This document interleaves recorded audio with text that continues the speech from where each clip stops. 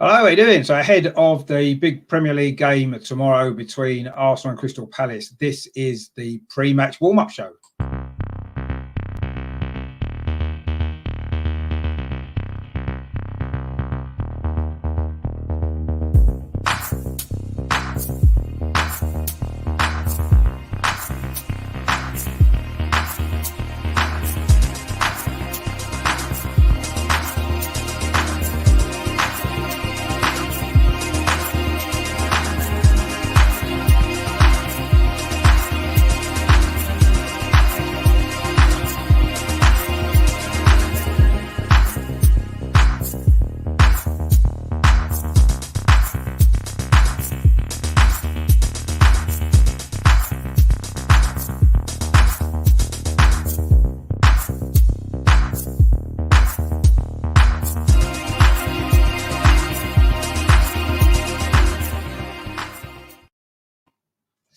Hello, how are you doing? Good evening. Welcome back to my channel over and over again. I'm Richard, and this is the Arsenal v Crystal Palace pre-match warm-up show, of course, ahead of the game tomorrow night. I've got some great guests joining me to talk about the game tomorrow, talk about some past memories of meetings between the clubs, and loads of other great stuff as well. Just to introduce them, just to say that obviously the show's going live currently on YouTube, Facebook, and Twitter via Periscope. So whatever platform you're watching it on, please give it a like and then nip over to YouTube as well and give the channel a subscription if you haven't done so already. It does help the channel to grow. If you want to be part of the show as well, please drop your comments into the box as well, and we'll go through them as we go along. If you've got any questions or anything for any of us, obviously anything to do with the game tomorrow or anything at all really to do with football at the moment, or Crystal Palace, Arsenal, whatever it is, we'll go over that as well. So without any further ado, I will introduce the guest and then we can get cracking because there's quite a lot to get through. And first of all, of course, he does enjoy being on this channel. He likes this show. He's back again, resident historian. It is, of course, the one and only Melvin. How you doing? You all right? Good evening, thank you. Yeah, fine. Looking forward to this again. This is good. A lot of games going. Luckily, I suppose the Newcastle game at the weekend, we don't need to go for all this because we've already done it for the cup game, so it will be something different for that one. Also, as well, coming on the show tonight, he's been on quite a few times over the course of time, and obviously as well, he was on this show the other day as well. It is, of course, Andrew from Football Square to Where. How you doing, you right? Yeah, I'm all right, thank you, mate. How are you? No, not too bad at all. Not too bad at all. You're right, Melvin, the librarian. Marks, how are you doing? Fine, thanks. I'm Andrew. Fantastic. Excellent. Nice to meet you. And we've got someone else in as well. He's new to the channel. He's actually a Crystal Palace fan. His name's Jay, and he's from it's a blog site, I think it is. I'm sure he'll let us know about it anyway. It is Jay. How you doing, mate? Thanks for coming on. Welcome to the channel. Good evening, guys. Thanks for inviting me. Looking forward to it. Good evening. What's the blog that you're a part of again? It's the Eagles Beak. So we're a website and obviously across social media. So, yeah. Fantastic. I mean, I say obviously check that out as well. So this is the panel, and this is going to be the Arsenal Crystal Palace pre-match warm-up show.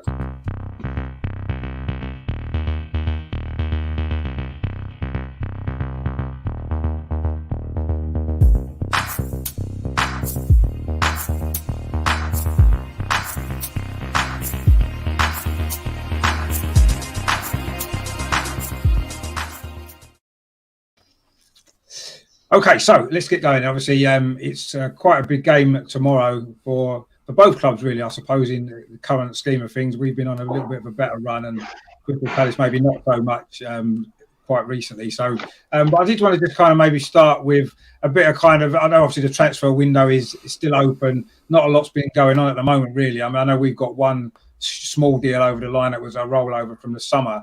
And what about yourself, Joe? What are Crystal Palace looking at doing in the window? Anything you think at the moment, or not really? I know it's a difficult time, isn't it? Yeah, who knows at Palace?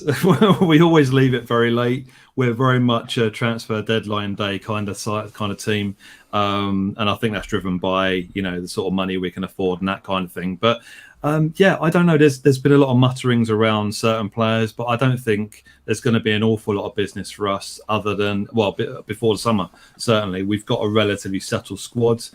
We did some business ahead of this season, which was decent business. And I think the view is that, if anybody's going to come in, then somebody's got to go. It's no secret we've got an aging squad. That's a huge thing for us at the moment. And yeah, I think the big one was Mamadou Sakho was expected to go, but he's now injured after he played in the FA Cup last week. So that's going to scupper any plans of getting him off the wage list. So yeah, there's not really a lot out there at the moment. I'm not expecting too much, to be honest. Can I just ask a question, Jay, if you don't mind? Yeah, go for it. I literally haven't had a chance to go through the whole list, but I've just seen it crop up on my phone that Palace have got 14 players that are out of contract at the end of the season. Yeah, I mean that's something that's really quite. I mean, we think we've got quite a few coming to the end of their contracts, but 14. I think that Mamadou Sakho is one of them, isn't he? And MacArthur, which one? I can't remember it. MacArthur, yeah. Yeah, that's quite a lot to negotiate, isn't it? It is, yeah. There's a lot of players there. I would say probably less than half of those we potentially want to keep, but yeah, it's interesting because there's a lot of question marks around Roy Hodgson's future at the club, whether this is going to be his last season and he'll end up retiring at the end of this season. A new manager might well come in. I don't have any insight into that. It's just a potential view out there because Roy's given us a lot of stability. But yeah, it is a concern because there's a lot of players out of contract next summer. And yeah, it's a bit of a worrying position to be in, really. However, having said that, a lot of our aging squad are in that 14 or 15 odd that are in there. So, it might be time to wave goodbye. It might be a case of they know that maybe Roy's going in the summer and that a new manager will be coming in and might want his own people. But yeah, it's a big turnover. And I think it's probably a lot to do with our approach to the transfer window over the last few years, which is probably coming back to bite us a little bit. But yeah, we're going to have to watch and see on that front. It's funny actually because every week we get fans of other clubs on, and a lot of the issues that they have are very similar issues to what we feel as well. Certainly the transfer side of things. We're in a similar situation. We've got a lot of players out of contract this summer, most of which thankfully we want to get rid of. So that's not such a bad thing. But we tend to do our transfer dealings at the last minute, like you mentioned. And I think over the last few years our transfer activity has not been great. It's not been good business, and we left ourselves in a difficult situation now, which we're trying to get out of. And it's funny how most clubs actually end up having the same kind of issues, really. And we all think we're different, and we all think we've got our own problems. And it turns out that we're all pretty much the same. Obviously, in terms of our transfer window, Melvin, are you expecting there to be much going on now? We're about halfway through now, aren't we? And nothing's really going on at the moment. I know Klasnach has gone out on loan, and I say we've got that Omar Rikic to come in. But are you expecting much else or not really for this window? Not really. I think one more signing for the first team at most. We signed a few players in the summer, didn't we? That aren't first teamers, are in the reserves or under 23s. It might be the same again. Might sign a couple of those, but for the first team or pushing for a first team, only one. We've got a similar problem to Crystal Palace. The only difference is that we can't give a lot of our players away with Kellogg's cornflakes, can we? Because they're on such high contracts. And that is a big difference between that is really holding us back and has held us back for the last 3 or 4 years. And it doesn't seem like we're learning from our mistakes, but hopefully we'll be able to get a few out. Just give them away. Well, some of them we'll be able to give away because their contracts are up, so that's going to help, isn't it? Well, Andrew, do you think that maybe the goalkeeping situation is something we need to look at this transfer window? Obviously, with Matt Macy gone out now on loan, we've only got Renarsson as first sort of team backup. Did you not feel that maybe is something that we do need to perhaps get sorted this window? Yeah, Renarsson, I think we need to give. I think we owe Chelsea one, really. I think we should go and put him in their bins so they can find him in their bins rather than us rummaging around for their players. Give them one of ours. But to be fair, I think that's probably the most urgent. We have got 2 really good goalkeepers in the under 23s, Arthur Okonkwo and Carl Hein. And I've seen Carl Hein about 6 times this season, and I think he's really, really good, really promising, and he's really commanding in his box. So I think he's far better goalkeeper than Rudissen. But I think that is probably the most important, really, because God forbid if anything happens to Leno, I don't know. We probably will get relegated. Rudissen is horrendous. goalkeeper. No, he's not ready. He's clearly not ready for top level football. I mean, I've heard a rumor that possibly is it Guaita, the Crystal Palace sort of goalkeeper, that we may have been kind of rumors about maybe us trying to get hold of him somehow, which could be quite good because he's not a bad goalkeeper. I don't think he's done all right. You can leave him alone. It's fine. He can stay at Selhurst, no problem. He's not been playing much though, has he? He's not playing in the first team at the moment. Yeah.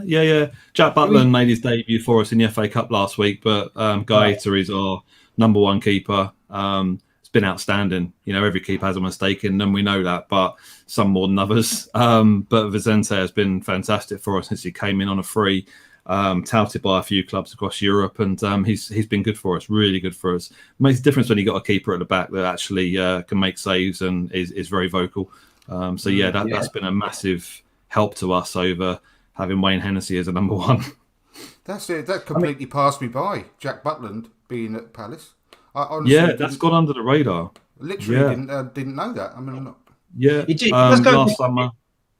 No, because it just goes to show that you can get two decent goalkeepers out of club. I mean, Jack Butland's a decent goalkeeper, and he's basically playing number two. So you can have two good goalkeepers out of club and keep them. I mean, we couldn't do that ourselves, but you can do it, can't you? So yeah, I mean, it has gone under the radar a bit, but I mean, he's a good goalkeeper to have as a backup, certainly, isn't he, Butland? Yeah, I mean, it's around $1 million we got him for, which is a steal in my view. Considering how highly rated he was in the Premier League. Obviously, went down with Stoke and had a bit of a torrid time with Stoke, in the Championship, and I think he needed a bit of a change. So hopefully, it's going to be a future number one for us. Vicente isn't getting any younger. I think he's 31, but we know it's healthy competition. You need that at the Premier League. So yeah. Definitely. I think we were rumoured to be interested in Butland, weren't we, a while ago? At some point. 30 million, wasn't it? Is it 30 million or something? Yeah, a few years ago. Yeah, oh no, I remember we were interested in him, weren't we, a few years ago? When it was about 30 then. Yeah, so maybe. Well, I mean, obviously he went a lot cheaper than that in the end, but I guess he's. We paid 1 million for Ruderson, and I don't know where I put my money if I was going to spend 1 million out of Butland and Ruderson. Can Butland, have you seen him play? Can he save a shot that's chipped to his chest? By a 5-year-old. By a 5-year-old. Yeah, he can do that. I'll swap him tomorrow. Yeah, exactly. Well, he's already one up on Renarson then, isn't he? If he can just do that. So exactly. That's what I'm saying. Renarson can't do that. So Renarson wouldn't get into my son's team. My son's under 13s team. Ruderson wouldn't get into that, to be fair. No, it's a shame he never dropped his pen when he was signing, isn't it? Yeah, I know. Maybe he did, but they signed him anyway. A few times, yeah. That was the clue, wasn't it? We would still sign him if he had a broken back, so don't worry about that. Yeah, that's true. I think by our previous record, but yeah, I mean, I think that's our priority, certainly to get a second choice goalkeeper into the club before the end of January. Because if Leno does get injured like he did last season, then we would really struggle with having to play Renarson. I mean, I know some of the young guys that you mentioned there, Andrew, could maybe step up, but it's a risk, isn't it? In the Premier League, when we are still in a little bit of a tricky situation in the league table. When you look at the points between the top and the bottom, where we are, there's not a lot in it. Is there a couple of defeats and you're back in it again? Yeah, but like you look at Donnarumma from Milan. I mean, he's been in the team a couple of years now, and he's rated as one of the best goalkeepers in Europe. And he's still only about 21, 22. So I mean, you can. If you give him a chance, sometimes you can be surprised. I mean, Szczesny, when he came into our team, was about the same.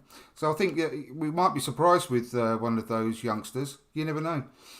Yeah, possibly. I just feel as though if you're playing in a good team that's doing well, it's easier to bring a young player in, whether it's a goalkeeper or anywhere else. Whereas when you may be struggling a little bit and the pressure's on for results, maybe it's a little bit, especially for a young goalkeeper. One mistake like Renarson made, and he's had to delete his Twitter and everything. So I think there's a lot of pressure on a young goalkeeper coming into a team that's not playing as well as they can. So I don't know.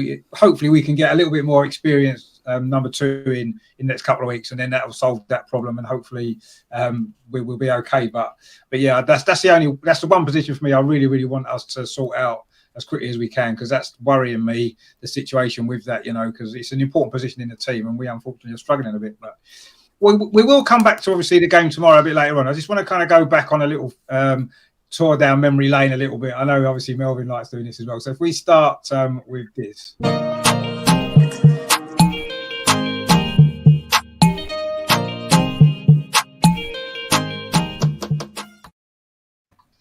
No, actually, in history, we've played Crystal Palace 47 times in all competitions. We've won 28. There's been 14 draws, and Crystal Palace actually have only beaten us 5 times. But obviously, one of those defeats was a couple of years ago at the Emirates, of course, the 3-2. And there was one a couple of years before that as well when we got absolutely hammered at Selhurst Park 3-0. So 2 of those defeats have been quite recently, actually, out of the 5 that they've had. We've actually scored 98 goals against Crystal Palace. So if we can manage to score 2 tomorrow night, that'll be 100 up. And Crystal Palace have only actually scored 44 in those 47 games. So we definitely have held the upper hand. But as we know, this season, that doesn't make any difference because there's been several teams that we've generally beaten and we've lost against. So plus as well, of course, Palace haven't lost at the Emirates the last 2 seasons because they got a draw last season, of course, and we lost the year before. So, but as I say, you know, obviously the games go back to, I mean, the first one was in the FA Cup back in the 1930s, but in the league, it was the kind of rivalry started in 1969. So I'm sure Melvin's probably been at every single Arsenal Crystal Palace match in the Premier League and in the first division before that, have you? He was in the one of the 30s as well, wasn't you? Well, that 1934 game, someone let me down for a ticket, so I couldn't go. But you missed a good one, Melvin. I haven't spoken to him since. He promised me 2 and 6 was going to cost me double the price of the ticket. I was prepared to pay 2 and 6, and he let me down right at the last minute. But that's life, I'm afraid. But the first game I went to was in not the first one. The first one I remember because I went to ones before that was 1969. Season 69-70, the year before double, and we scored 13 goals in 17 games. And in the programme, I can't remember what it said. It said like powder puff gunners can't find the net or something, and we won that game 5-1. And we broke out in the next game. I think we won 4-0, like broke the duck. And in that game, George Graham scored one of those wall pass goals. You know, where he gave it a Samuel, put it back in. He did against West Brom at home, so that was very good. Now, the 1970 season, 71, when we won a double, we played in the League Cup, the Fairs Cup as it was, the FA Cup and the League. We hadn't lost, in that season, we only lost 1 game at home, and that was to Crystal Palace in the League Cup. They beat us 2-0. And that game, it was a strange one because John Roberts, who played centre-half for us, he was like our reserve squad player, he played that day, and he gave a penalty away when the ball wasn't in a penalty. I think the ball got cleared and he clipped McQueen. I think they were out front, someone like that, and the ref gave a penalty. I don't know if the rules have changed. Anyway, I got beat 2-0, rightly so as well. And that was quite funny because you know you think all the teams are going to get beat. Palace, I think, hadn't been in the division that long, a couple of seasons, and we've beaten everyone at home. Couldn't get beat against anyone, and Palace did us over. Absolutely.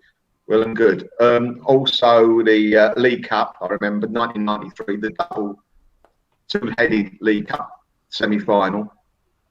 Yeah. McGoldrick, sorry, played for Crystal Palace, and he played a blind note the game. Only one, but I think that's why we signed him, which is a mistake to say the least. And that went well, wouldn't it? That went on. We'll get onto that a bit later on, but yeah. Yeah, that was the 1993, and we got our own back. We got our own back for McGoldrick when we sent them Shamak. A few others as well. You actually get to the list, Andy. There'll be a few there that we can laugh about. I'm telling you. Yeah, but the one that played well, a good player that Palace had was our nemesis. They signed him from Sweden. Was Don Rogers. He was a brilliant winger, and he was the one that scored the Premier League Cup. And every time in the big match, you see Don Rogers scoring a goal. I think one of them was against, you know, the build-up. It was against us in the League Cup, and I had to watch every Sunday afternoon, turn it on, see Don Rogers score against us because he was then playing for Crystal Palace. But there's my memories. Some good games against Crystal Palace. They're my memories. Oh, excellent! Yeah, no, there's some great memories there. I mean, some of them sort of early '70s ones, I've only seen them on sort of video and stuff like that. That George Graham goal was a great goal. That goal in a month, didn't it? I think it won goal in a month. That was a great goal. That what about yourself, Andrew? Have you got many memories of Crystal Palace games in the past?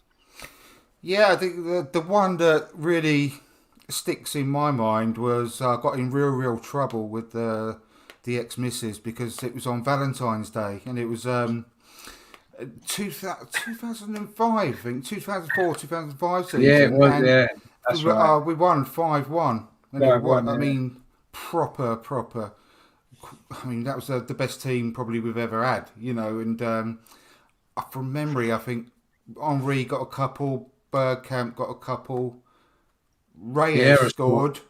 Vieira scored in and that game. Vieira, yeah. I mean, look at those goal scorers. I mean, we can only That dream was about having great. players like that nowadays. But I mean, it was just a brilliant performance. But I just remember I wasn't, you know, I was properly. I don't think I got spoken to for about 2 weeks because I decided to go there instead, you know, of doing anything but the other half. But Imagine if we'd lost. Imagine if we'd lost as well. That'd have just topped it off. oh, I wouldn't it? know. my I didn't God, care about yeah. not being spoken to. I was over the moon with the win, you know. But it was great. But yeah, I've been to a few. I mean, not many that stick real in my memory from what completely honest. But that one definitely does because I remember it was just a terrific performance. Cost you a few quid that game, did it? Oh yeah, not half. I mean, not only just in the cost of the day with the tickets and all that, but I mean making up to her. Yeah, exactly. That's what I mean. Yeah, definitely you're right, Melvin. And the divorce as well, obviously, cost a few quid. Well, that's happened since, yeah, but that's probably the start of it all. But yeah, that's the main one I'd like to talk about. Yeah, no, I do remember that game. Actually, it was a good game, and it got moved in it for TV because I think Valentine's Day was on a Monday, and that got moved to the Monday night. It wasn't originally due for that day, which was a bit annoying. But anyway, what about yourself, Joe? What's your kind of memories of losing to Arsenal then? Well, Arsenal have been that team, haven't they? A bit like United, other than recent times, that you just used to dread playing Arsenal because you never really got any change out of them at all. But actually, looking more recently, we're on a 4-game, not losing to you guys. So I'm not. Most saying other teams are though, as well. To be fair, so I wouldn't feel too special about that. To be fair, well, I'll say what I can at the moment. Do you know what I mean? Just in terms of memories, I think that 3-0 you mentioned earlier, a few years back, that's probably the one that sticks in the mind, and it's not that long ago, so it's easy to go back to. But that's probably one of our better successes against Arsenal. But other than that, you know, we've played well at the Emirates in recent seasons, to be honest, and it suits us better playing away from home. I don't know whether the same could be said this season because of, you know, the current climate and not having fans there. You know, it's obviously, you know, throws a spanner in the works a little bit, but yeah, that 3-0 definitely sticks in the mind. And yeah, I mean, our successes have been more recent than they have going back further. But I mean, you mentioned a few names there.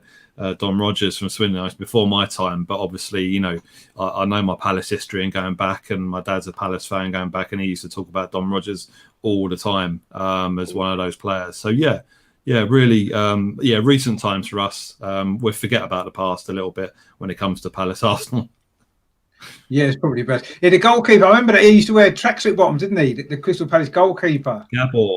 Gabor Kirai, yeah. That's it, I remember he was there for years and years, wasn't he? Wasn't that long ago he left, was it? He was quite him, like. It was quite, he was quite eccentric. Reminded me a little bit of John Burridge, you know, when he used to play for Palace. That's going back a bit, but, you know, very similar, you know, in terms of, you know, how he used to play, and you know, and he's known for wearing the tracksuit bottoms, but very good keeper, really good keeper, and he's become a cult hero at Palace. So yeah, just about to say that, definitely. Yeah, no, I remember him. Yeah, he was a bit of a character. Yeah, like you said, John Burridge probably, because he was a bit of a character as well, wasn't he? Chelsea had a goalkeeper around a similar sort of time that wore tracksuit bottoms, didn't they? Or was that a bit earlier? Maybe in the 90s. Yeah, with a P, didn't it? Was it a P? The Russian guy, wasn't it? Yeah, Russian guy. Yeah, Maybe give it a P. His name's gone out of my head, but it was a bit of a thing for I can remember him. Yeah, I remember him. I can't remember his name, but it'll probably come to me later. And now we've got Maitland-Niles wearing yoga pants now instead. Yeah. Well, that West Brom game, our team had tights on, didn't they? I mean, it was snowing. Say like yoga pants, look, doing hot yoga. Yeah, but he's got a bit. He did that. Those white tights he was wearing because no one could see him in the snow. Yeah, exactly. You know, he's going in position. He wasn't getting picked up, was he? So he's not that. You know, it worked well. It was a good tactic that, but yeah, I mean, it was cold to be fair. But back in the day, the goalies never even wear gloves, did they? Let alone tracksuit bottoms and all whatever else, did they? Back in the day. I mean, Crystal Palace to me actually has always been quite a club that's been quite close to my heart because my dad's family were from that area. So whenever we went to visit my nan when I was a child, we drove past the Selhurst Park or near to Selhurst Park and stuff like that. So it always felt like home. I didn't get to go there to watch Crystal Palace play Arsenal until 1990, the first time they got promoted back to the first division after quite a long time. I've been there before. I think Charlton shared the ground, didn't they? And they did. Before that, and I think I've been there once before to see Arsenal play Charlton. But that first time was 1990, say the end of that season, Crystal Palace's first season back. It was a pretty crap game. We drew 1-1. There wasn't much to write home about, but I was quite excited about going there because it felt like almost, it wasn't my local team because we lived in Essex, but because I've been there so many times as a kid growing up, to visit my nan and stuff, it felt like a second home. So I was quite excited about going there. But of course, one of the big games at Highbury I remember was, funny enough, it was a rare Crystal Palace win when Ian Wright scored his 100th goal for Arsenal. And Crystal Palace won that game 2-1. I think John Solarco might have scored at least one of the goals for Crystal Palace. He might have scored both of them, actually. But that kind of stuck in my head because obviously for him to get his 100th goal against Crystal Palace was quite kind of an iconic moment. But for Arsenal to lose the game wasn't really obviously the ideal result. And there was a game in the FA Cup as well, the year we won the double. I think we drew at Highbury 0-0, really, really poor game. I think it was on the telly. And then we won the replay. I think Anelka scored in the first couple of minutes of the game. And then we end up winning that replay 2-1. So that I stuck in mind because it helped us on the way to the double that season. So that was quite an important one. But yeah, I say in recent years, it's not been so good. Crystal Palace seem to have had a little bit of an upper hand. But the last time we did beat you guys was 2 or 3 years ago. We won 4-1 at the Emirates. And I think we was 4-0 up quite early on in that game. And then we took our foot off the gas a little bit. I remember that was a good performance. I think it was one of Aubameyang's early games, wasn't it? I think. I think it's not recently. You're missing out, Richard. We're all missing out the 2-2 one, aren't we? Well, there was a couple of 2-2s, on wasn't there? purpose. No, the one I'm talking about with Xhaka. The one last season, that was last season's. That was last season's game at the Emirates, wasn't it? The corresponding fixture last year. Of course, we were 2-0 up after about 10 minutes. We seem to remember that Crystal Palace got a dodgy penalty for a change against us in that game. Yeah, and then we had a goal disallowed late on as well, didn't we? It should have been a goal. Should have been a goal. Yeah. No VAR back then in them days. Of course there was, but they didn't give us the goal. Back in those days. Yeah, back in those days last season. Yeah, they didn't give the goal. And then of course, obviously the big thing with Xhaka when he got substituted and stuff like that. So that was quite eventful game in the end, last season's game. So let's hope tomorrow night is equally memorable, but maybe more for stuff on the pitch as opposed to all that other stuff that was on kind of off the pitch that particular day. So, but yeah, that was obviously quite a exciting day, I guess, an exciting game. So yeah, what we'll do now, if we move on to, I've got a real long list of these guys actually, so it's going to be quite good. Some of them we'll all have heard of, and some of them might be not so well known, shall we say.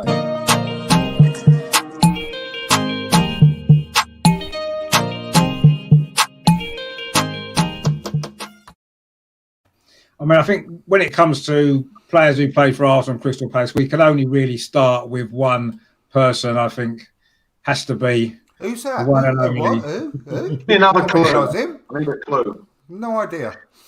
Yeah, I think we maybe. I think we can all agree that he's, probably the greatest player to play for both clubs. Fantastic, obviously for Arsenal, absolute legend, and obviously still loves the club. But I'm guessing you'll have some great memories of him as well, will you, Jay, from his time with you guys? Yeah, for sure. He's probably right up there as one of my favourite players from growing up watching Palace.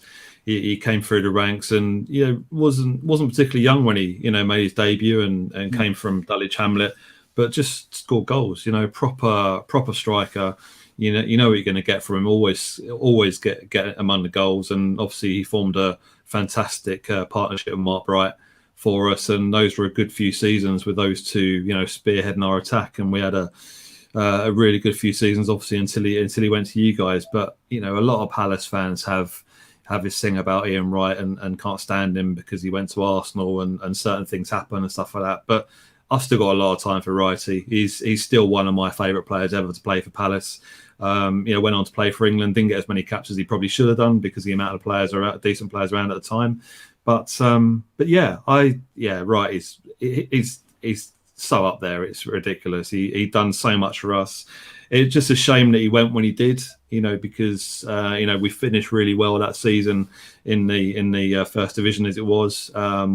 Couldn't play in Europe because of the ban, and that ultimately saw Wrighty, go to you guys for bigger and better things that we couldn't offer him. But it's just a shame that things worked out the way they did for us. But can't deny that we got some great memories of Wrighty at Palace, and that two-legged game at two-legged playoff final against Blackburn to get us up that season was fantastic memories. And obviously that season getting to the cup final, in that first season back in the top flight, Wrighty scoring those 2 goals in the first game against United, coming off the bench even and scoring those 2 goals, and that kind of saw his arrival in top flight football, really, didn't it? So.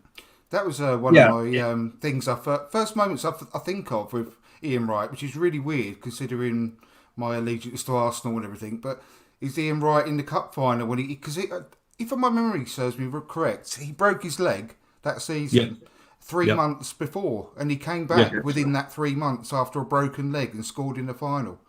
Didn't he break it twice in the same season? Was that? He broke it twice. Yeah, he broke it twice. Of course he did. Second game. Yeah, the That's second game was unbelievable. I mean, to score in the final after that, I mean, it's just incredible. Yeah, the second time, I think it was against Derby County at home, right in front of the Arthur Waite, where I sat, and it was an awful challenge. And you knew from the sound, his scream that it happened again. And you're right, it was about 3 months before before the cup final. And if you would have seen him at Villa Park in the semi-final against Liverpool, jumping up and down when we knew he wasn't fit enough to play that game, it's just incredible. And then obviously he came on, he managed to get on the bench. And we're talking, you only had 2 subs back in those days. That's madness. I say those days, we're talking 1990, he had 2 subs. He made the bench. And obviously Steve Coppell used him to, and he was itching to get off that bench. You could tell the whole time he was up and down, warming up and down. And he's a play. I mean, you remember him playing that he's on his toes the whole time. He's that kind of player that's always on his toes, and even warming up and down touchline. He's itching to get on, and the rest is history. He got on the pitch and did what he does. I bet he was completely on at Steve Coppell non-stop. In his ear, "Oh, get me on, get me on." Well, he said that, didn't he? Because when the lockdown was on, they did a show about it, didn't they? And Ian Wright was talking about that game. One of his games that he picked was one of the great games of his career, and he was on about that. Then how much he'd been going on at Steve Coppell about getting him on, and of course he went on and obviously scored those 2 great goals as well. I mean, Wright I think he was everybody's Arsenal hero, wasn't he? When he came to Arsenal, I mean, what a fantastic. I just loved everything about the way he played. He played like we would play if we were that good. He didn't, he just gave everything, didn't he? He left it all out on the pitch every single game he played. And that was every single match he played for Arsenal. And I'm sure he was the same for Crystal Palace. I mean, when we bought him, I was so excited because I'd seen him score so many goals for Palace against us and against other teams as well. And it was like, wow, we've got this guy playing for us. And obviously we weren't let down by him either because he was just fantastic right from the first game. When he scored at Leicester and then the hat-trick on his league debut, just every single game he played for us, he was just amazing. I mean, you must have enjoyed watching him, Mel, did you as well? I'll tell you something. When we first bought him, I knew about him, obviously. We hadn't studied him. But that's a good signing. But I thought, hold on a minute. We've got some fabulous forwards here. We had Campbell, Smith, and I think Limpar around that time. And all these players, we had some very, very good forwards. Merson. Alan Smith. He just, he just basically got in that tie. And there was no way any forward, whoever was going to get his shirt. He was so good. When you say that, he played on the edge, didn't he? Let's face it. He did play on the edge. I distinctly remember people saying we didn't need him. Why are we buying him? We don't need him. Exactly. I distinctly remember that. Something. I weren't. I was over the moon, but I remember lots of fans saying that. But he was class. I think the week before we signed him, we'd just beaten Sheffield United 5-2 at Highbury. I think the game before we'd actually beaten Crystal Palace 4-1 away. We were scoring goals. We'd won a European game 6-1 against Austria Vienna it was. We'd been scoring loads of goals and we'd buying a striker. And I remember a few Arsenal fans thinking, why are we buying another striker? I did as well, I thought. That's what and also, there's so many games I can think of where without him, we would have got slaughtered. He just seemed to pick us up. But it wasn't just a goal scorer. He made the whole team. Yeah. He was like, I was used to be sitting there watching game going, without him, we're going to get slaughtered today, and we finish up winning the game. all because of him. He was everywhere. He was everywhere, fighting for every ball. The defenders couldn't rest, and it lifted the whole team when we didn't have a great midfield, I must say. Well, that was where that's where the 1-0 to the Arsenal kind of came from a little bit, wasn't it? Because we would not let in goals because of the great back five, and then obviously Wrighty would pop up with a goal, and we'd win games that we probably had no right to win generally. And he did it so many times, didn't he? And it was like you said, we would have been lost without him actually, because the whole style of the team changed, didn't it? We then changed that style of play completely. Instead of having all these goal-scoring creative midfield players, George Graham changed it to get the ball forward to Wrighty at every opportunity and just let Wrighty do his thing. And obviously he did on a pretty much weekly basis, didn't he? I mean, what a fantastic player he was. There is a couple of older players that Melvin might remember seeing play for Arsenal back in the day. I'll go and get a sandwich when I'll be Such back as when this he's guy. finished. Do you remember him, Melvin? Is it Don Roper? No. Similar era. Ronnie. Ronnie Rookin. Rook. Ronnie Rook, yeah. Rook, yeah. Ronnie Rook. I never saw him play. He played for Crystal Palace before the war, and then he didn't actually get a regular in their team. And then we signed him just after the war when he was in the end of his career. But I got his goal scoring record somewhere for Arsenal. It was absolutely amazing. Where is it now? Something like he scored 100 or 7. Hang on, where is it? 70 goals he scored in 94 games for Arsenal.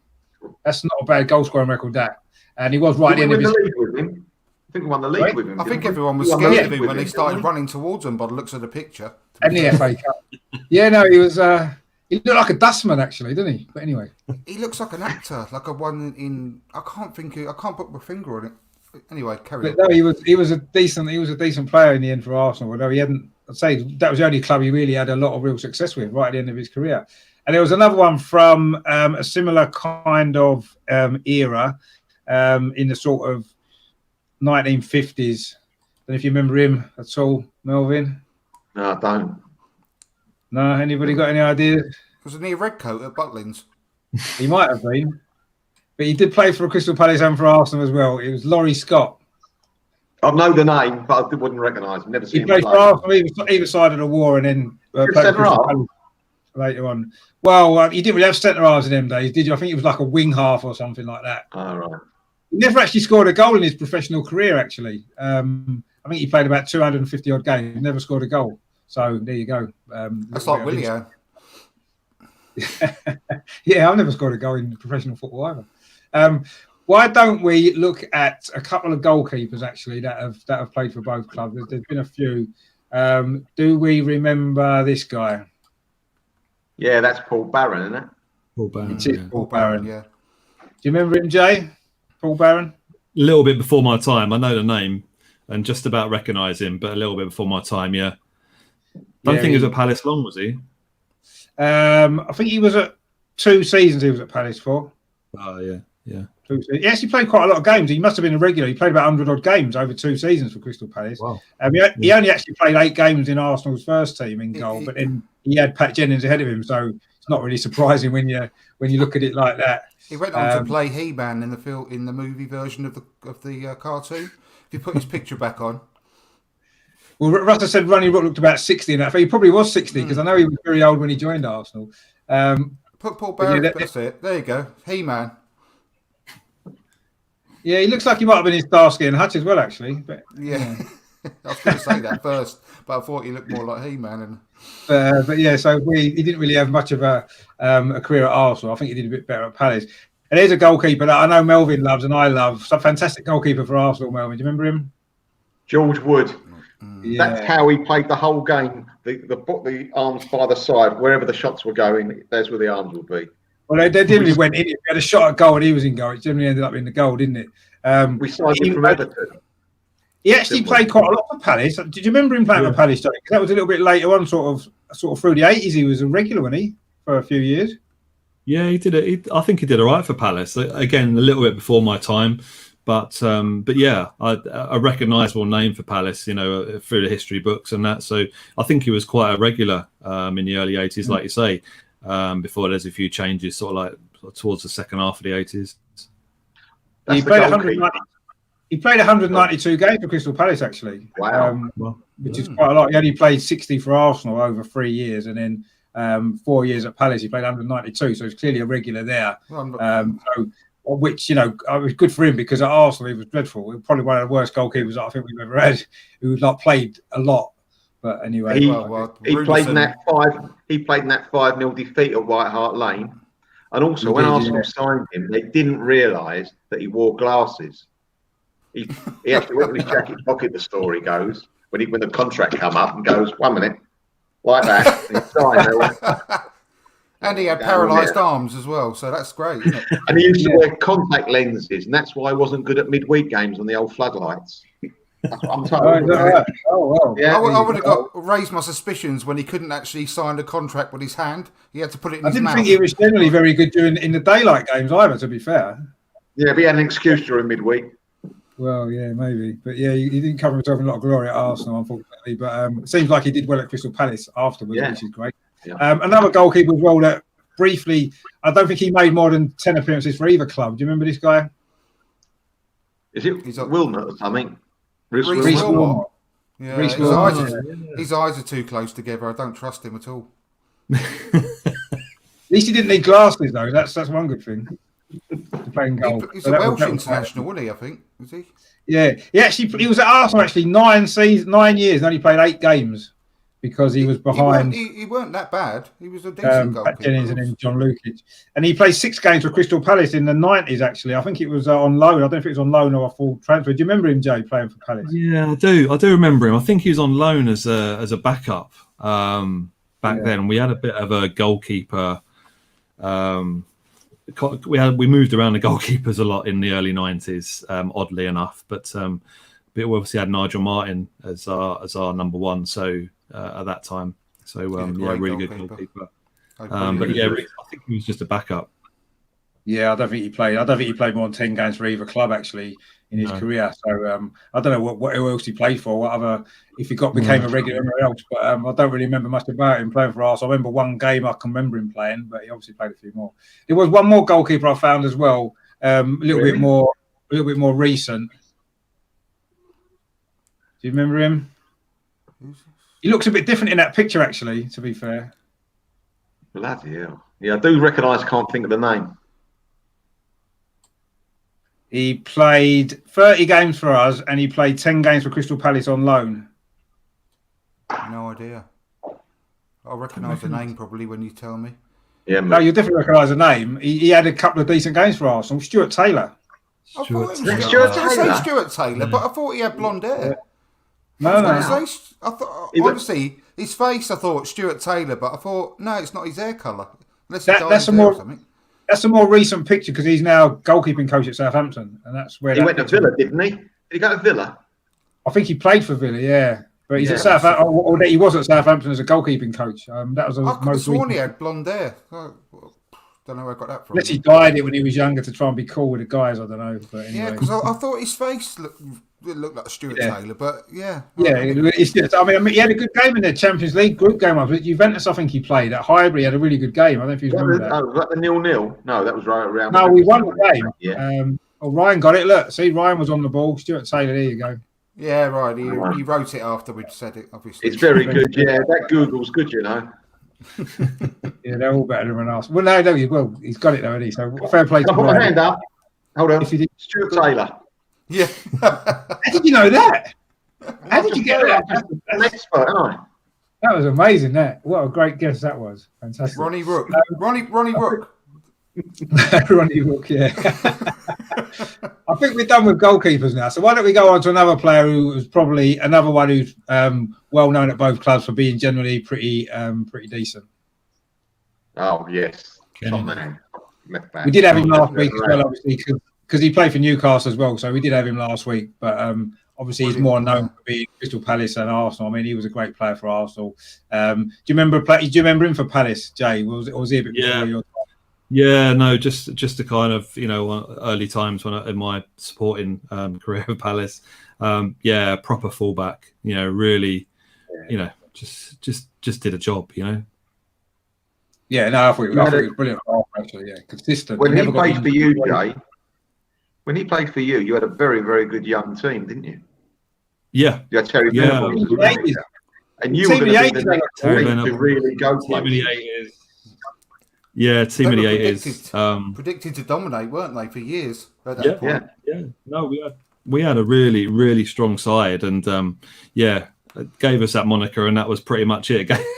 That was the end of it when they gave us that name. But really strong squad of players, which ended up being kind of disbanded pretty much. You know, the good players went off different places and that. But Kenny Sansom, great fullback. You know, he's down in Palace folklore as one of the best fullbacks we've ever had, if not the best fullback I've ever had. So proper. I think somebody just said it. Reliable. You know what you're going to get from him. You know, every time. So yeah.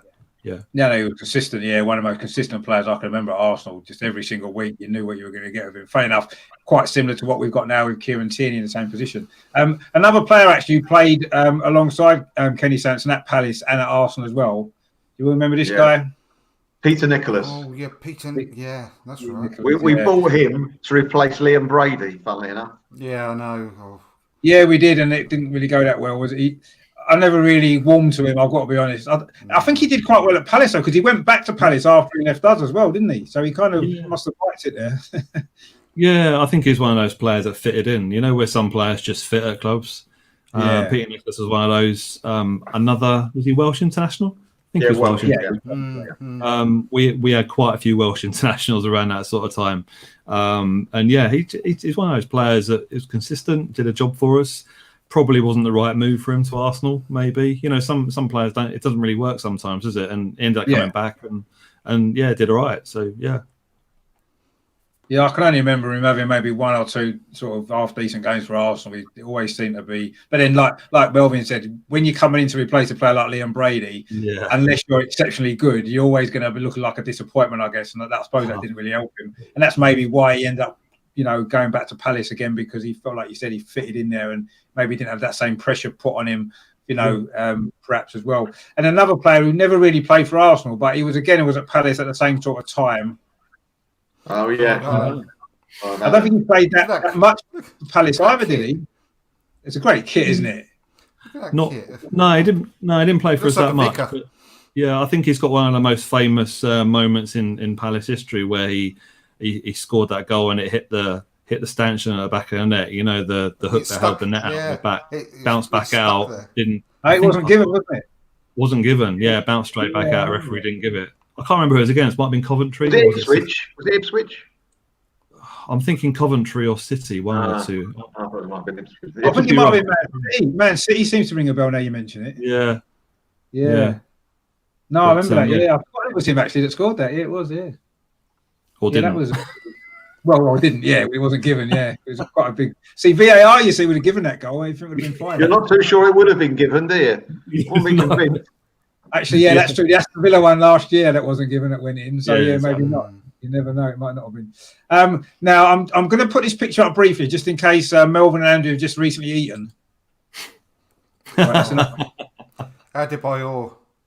Yes. Funnily enough, he actually had a decent goal scoring record for Arsenal, 62 goals in 142 games, which actually is a good scoring record. But unfortunately, he hasn't covered himself in glory since he left with various other things that he's done. What was he like at Palace? Well. He didn't play for you guys for long, did he? No, it was a bit. It was a bit of a, when you need somebody of a bit of experience and to score goals. And he came in and he was all right. It was a big name signing. He came in on a free.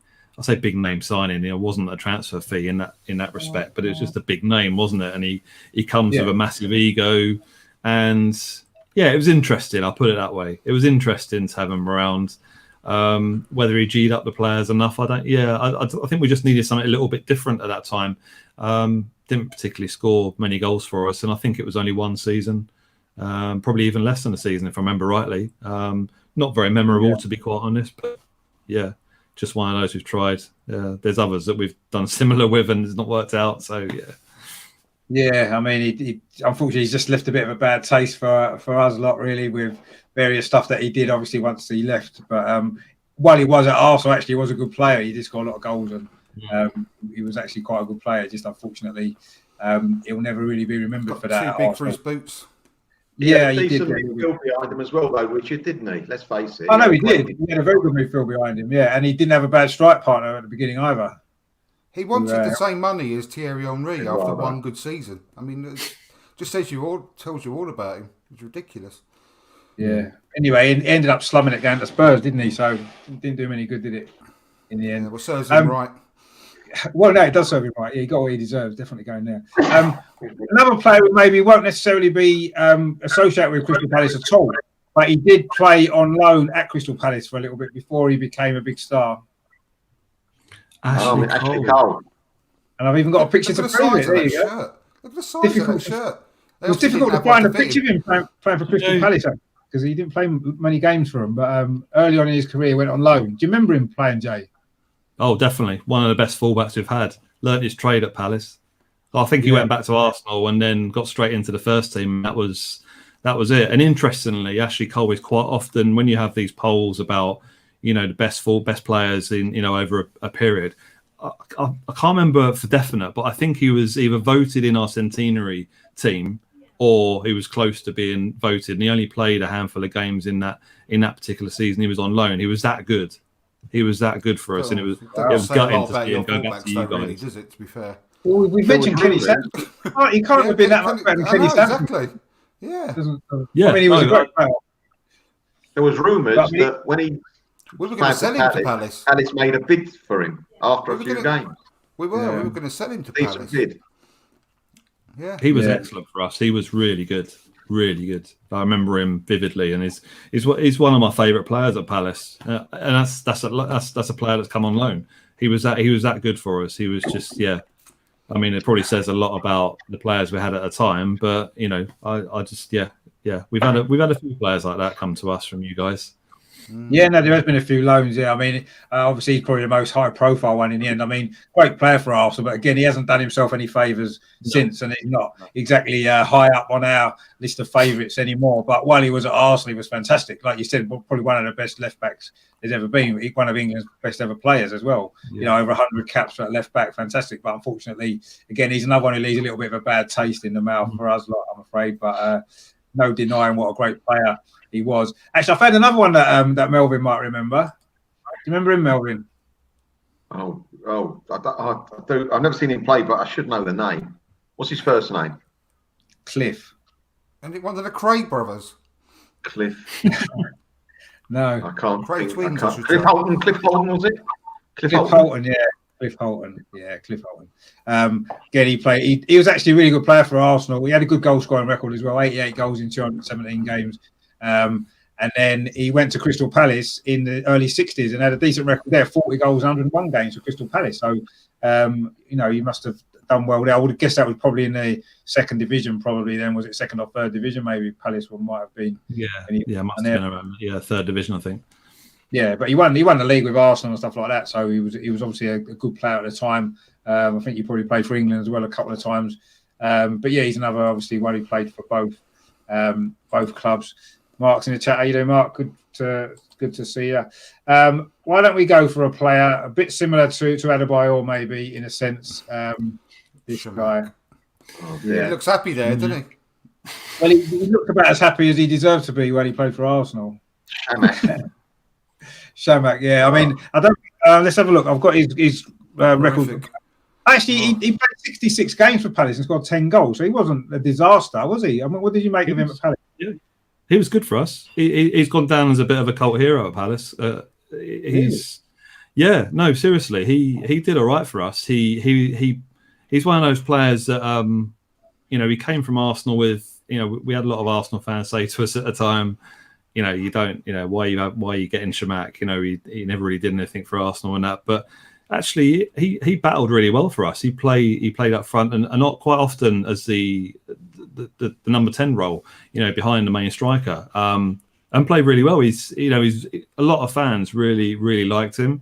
Put in the effort every game, and unfortunately, due to injury, he didn't get as many games as he probably should have done. But he did all right. Maybe it's an argument for he coming down to his level a little bit, but he did really well for us, and he's a lot of fans liked him at the time. I mean, it's interesting you say that. no, it's just interesting you say that because I say for Crystal Palace he played 66 games and scored 10 goals. You're singing his praises. For Arsenal he played 67 games and scored 14 goals.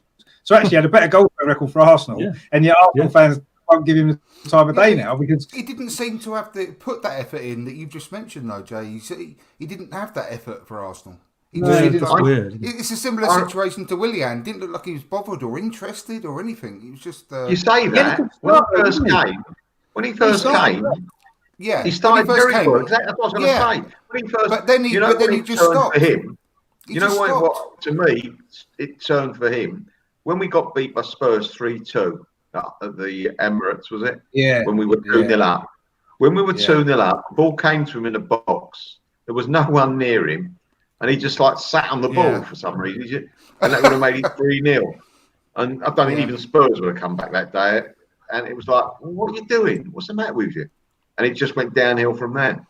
Yeah, he started off with, oh wow, yeah, we've got a player here because he knocked in about 7 in 7, didn't he, or something? He started the season really well. Yeah, and then it just suddenly went off a cliff. And I think what happened with him actually, he'd come into the team at the start because Robin van Persie got injured. Then he scored a lot of goals, and Robin van Persie was fit, got back in the team straight away, obviously, because he was Robin van Persie. And then I think that maybe affected his confidence, and he lost a bit of enthusiasm for Arsenal, and he just kind of drifted along then after that, and then obviously ended up leaving. But it seemed like there was a player there. I think we saw glimpses of it at the beginning, and obviously Crystal Palace seemed to see more of it at his time there. So maybe he wasn't quite as bad as we were left to believe that he was. Here's one that I know Melvin will definitely remember and probably will quite enjoy as well. Do you remember him, Melvin? David Price. Yeah. David Price. He was in the cup final team against Man United when we got beaten 3-2. Yeah. He was a regular, actually. We had a very good midfield. We had Ricks, we had Brady, and he got in the team. At the time, I didn't think it was that good, to be honest with you. I thought he was just a very ordinary player in a very good midfield and very good team. But it was and he was another one actually from the early 1980s that left Arsenal to go to Crystal Palace. There seemed to be quite a lot around about that sort of time movement between the clubs. But I think he was only at Palace for about a year. Do you remember much about him at Crystal Palace, Jay, David Price? Not really. I don't think he was there long enough to make any real impact, but I recognise the name for sure. Yeah, I think it was 1 or 2 years that he was at Palace for Arsenal. We had to fight to get him, you know. When he was a schoolboy, under 16 schoolboy international, he was the captain of England. And us and Man United were fighting nail and tooth to get him, and we got him. And he was a centre half. But then a couple of years later, he came in as a midfield player. And that's where he played for us. Yeah, and I remember him playing at the end of the 70s and that. So, but I don't remember much about him at all, really, other than that. Why don't we look at someone who maybe wasn't great at Arsenal? I don't know what he did at Palace, actually. This guy.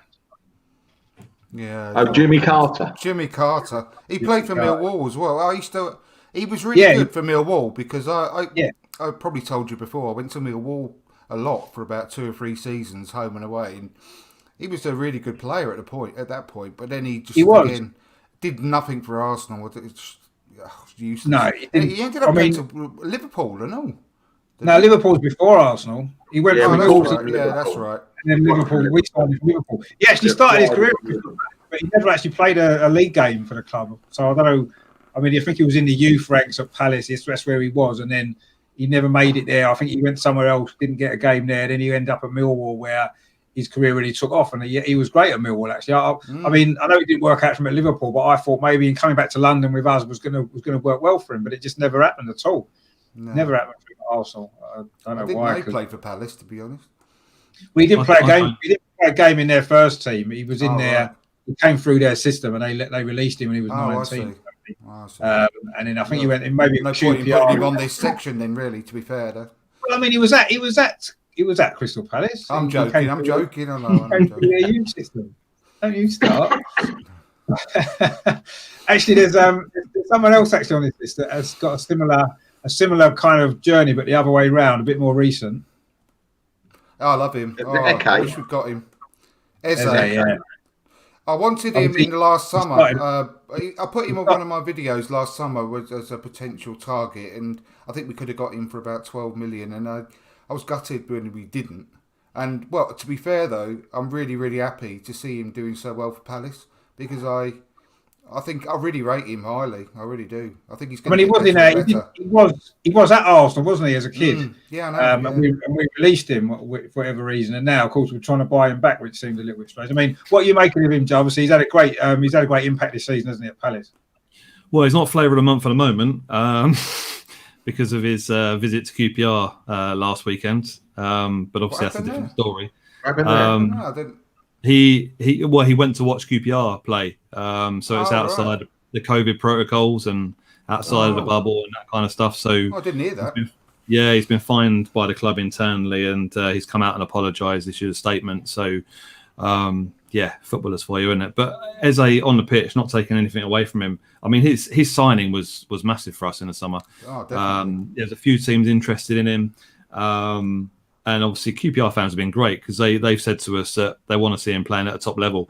They know that he's good enough to play for the big sides, and it took a couple of games for him to get into the starting lineup. But he scored that free kick against Leeds, and has scored a couple other goals since then. And he's been a real breath of fresh air for us.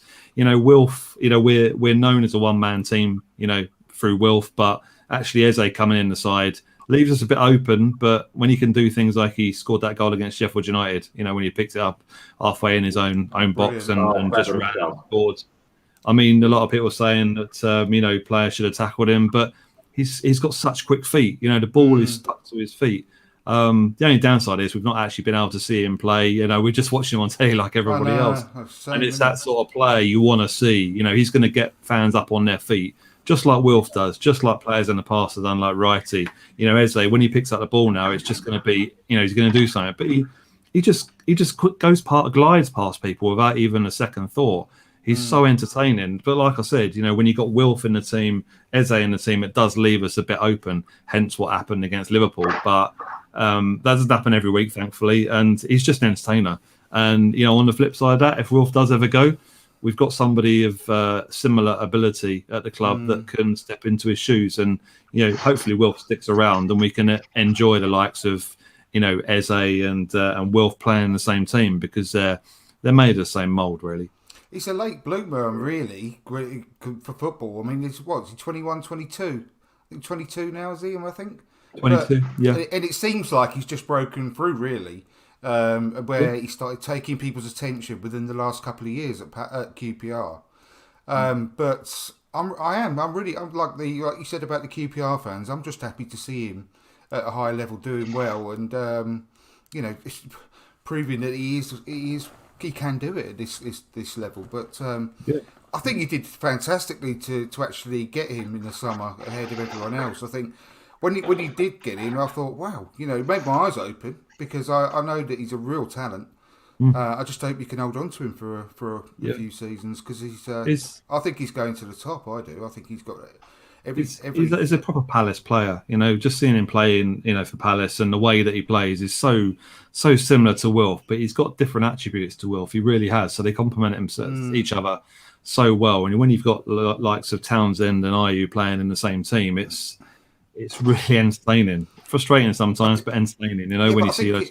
Wilf will benefit from him being in the team because not all the opposition aren't going to be completely on Wilf. Exactly. So he's dragging the attention away from Wilf a little bit, and I think it'll allow Wilf to blossom even more as well, won't it? Totally agree. Yeah, totally agree. Well, of course, as we know, Wilf's coming to Arsenal very soon, so they won't have the opportunity to play together much. I don't think that. I think that. Do you know what? I'm just about to say something about that because I think that will actually start to die a death, and it'll be Eze more than Wilf. I think that's the way it'll go because of his age. It might well do actually. But I mean, obviously, he's having a great start to his career at Palace. Someone who maybe played on the wing as well, but perhaps we did briefly mention him before. Wasn't great at Arsenal, but I think he did well at Palace. Eddie. Oh yeah. Another Eddie. What did you make of him at Palace? Because obviously he did well at Palace, didn't he? And that's why we bought him. And then he wasn't very good for us for whatever reason. I'm not sure. It was. I think. Where did he come from? Northampton Town, I think. I remember rightly. We signed him for peanuts from Northampton Town, and he was one of those. We used to play a 4-4-2 with Wright and Bright up front, and you had Phil Barber one side, Eddie McGoldrick the other side, both proper wingers who would run to the byline and then wouldn't cross the ball until they got to the byline every time. Sometimes ran it out, but Eddie was that next level of winger, really. I say winger because I know he plays sweeper a lot for you guys, but he was that next level of winger for us in that he was a fair bit more skillful as a winger and would often cut inside. And yeah, I mean, he had a funny action, the way his legs just moved and the rest of his body stayed still. I don't remember that much about him, but it was great for us, really great for us, and surprising to see him go to Arsenal, to be honest, because we always thought he'd be one of those players that'd be at Palace for years, and probably wasn't quite good enough for that next level as such at the time, but. Fair play to him. I think he played a couple of games for us as sweeper, but I don't know if you bought him as a sweeper or winger. I'm not sure. We bought him as a utility player, I think. Well, I think he was brought to maybe help supply Ian Wright because obviously they'd worked well together at Palace, and I think that was the reason why we bought him initially, and that's what I assumed. And I thought this could be a good signing for us because he knows how right he plays, and I'm sure that they'll be able to link together well. But it never really worked out for him for one reason or another. Yeah, maybe he wasn't always playing in his best position a lot of the time, which probably didn't help. And yeah, unfortunately, it was a move like you said. Maybe you're right. Maybe he wasn't quite at that level of a player, and he got found out a little bit when he stepped up to Arsenal. Although we wasn't a fantastically great side at that time, particularly. But yeah, I don't know. It never quite worked out. I mean, what did you make of him, Melvin? Eddie McGoldrick, was he one of your favourites? Not at all. Not at all. He scored a fabulous goal away from home in the Stanley Age. Yeah. Also, when we bought. Funny enough, we talked about Jimmy Carter. We bought Jimmy Carter and he wasn't very good. Sussed that out after a couple of games. And then Eddie McGoldrick started for us and he started all right. He started good. And after a few games, he was getting worse and worse. And the crowd started singing, "There's only two Jimmy Carters." I think that was the clue. That was very funny, but very sad in a way. No, but honestly, I think that was the beginning of the end of George Graham, really. I think he was having some kind of meltdown with the players he started signing. I think he signed literally 4 or 5, 6 players that were just all terrible for Arsenal. I'm not saying they're terrible players. Like I say, Eddie McGoldrick, absolutely great for Palace, Jimmy Carter, great for when he was at Millwall, etc. But they just weren't Arsenal standard, considering we just won the league, only conceding 18 goals with the most goals, not long before. And I just think he was signing. He signed Jimmy Carter, Eddie McGoldrick. Was it Powell Leaderson around that sort of time? John Jensen, Ziggy Johnson, Chris Kwibomya. I mean, just Helder. Yeah, Glenn Helder. That's the other one. I was trying to remember. I was going to call him Soul Glow, but yeah, Glenn Helder. That's right. None of them are any good. None of them. He seemed to be having some kind of meltdown. Well, I don't know if it's a meltdown or if it was just what he was pocketing in his back pocket from the transfers, because that seemed to be what was going on about that time. I think, but maybe that's what it was. Maybe he was getting some nice little brown envelopes, perhaps from one of these players. I can't think of any other reason why he bought a lot of them, because they just did not work, and you could almost see they wasn't going to work before we got them sometimes. But speaking of George Graham, actually, he's actually on the list because he did actually play for Crystal Palace, didn't he? Towards the end of his career, a couple of seasons, mid-70s, he played for Crystal Palace. I think when Terry Venables was there, because they were good mates. And he made 44 appearances for Palace, actually scored 2 goals. But obviously, I know Melvin obviously remembers him as an Arsenal player, don't you? Great player. We bought him when he was a centre forward at Chelsea, funnily enough. Yeah. He was brilliant in the air. He used to hang in the air and head the ball wherever he wanted to. Very clever player. And he was in our double team, obviously, Fairs Cup team. He was a very, very classy player, I would say. Classy. Never did a lot of running, which is quite strange because when he was a manager, he wanted everyone else to run. So that's probably why. He was used to everybody else running for him when he played. So he probably wanted everyone to run. Yeah, fabulous player, and for us, terrific manager. Oh, he was the first great manager that I remember really at Arsenal. Is that right then, Jay? Is Eddie McGoldrick the academy manager at Palace now? I don't know. He was at Palace. He was at Palace in some in some capacity, but I don't know recently. I'm not sure if he is anymore. He may well be a coach, but I haven't seen him around for a while now at Palace, so I'm not sure. Might be worth checking that one. I wasn't really sure what he was up to actually, but yeah. So that was just obviously what Mark said there. We can just run through a few now that maybe aren't particularly well known, probably for either club necessarily. Does anybody remember this dude? Is it Tommy Black? No, he's on the list. This one isn't him. Oh, A little bit further. Looks like David Ginola. No, it's not. I'm being silly, but he does look like him, doesn't he? He played 2 games for Arsenal and he played 63 games for Crystal Palace. No, not a clue. He was a left back. Right.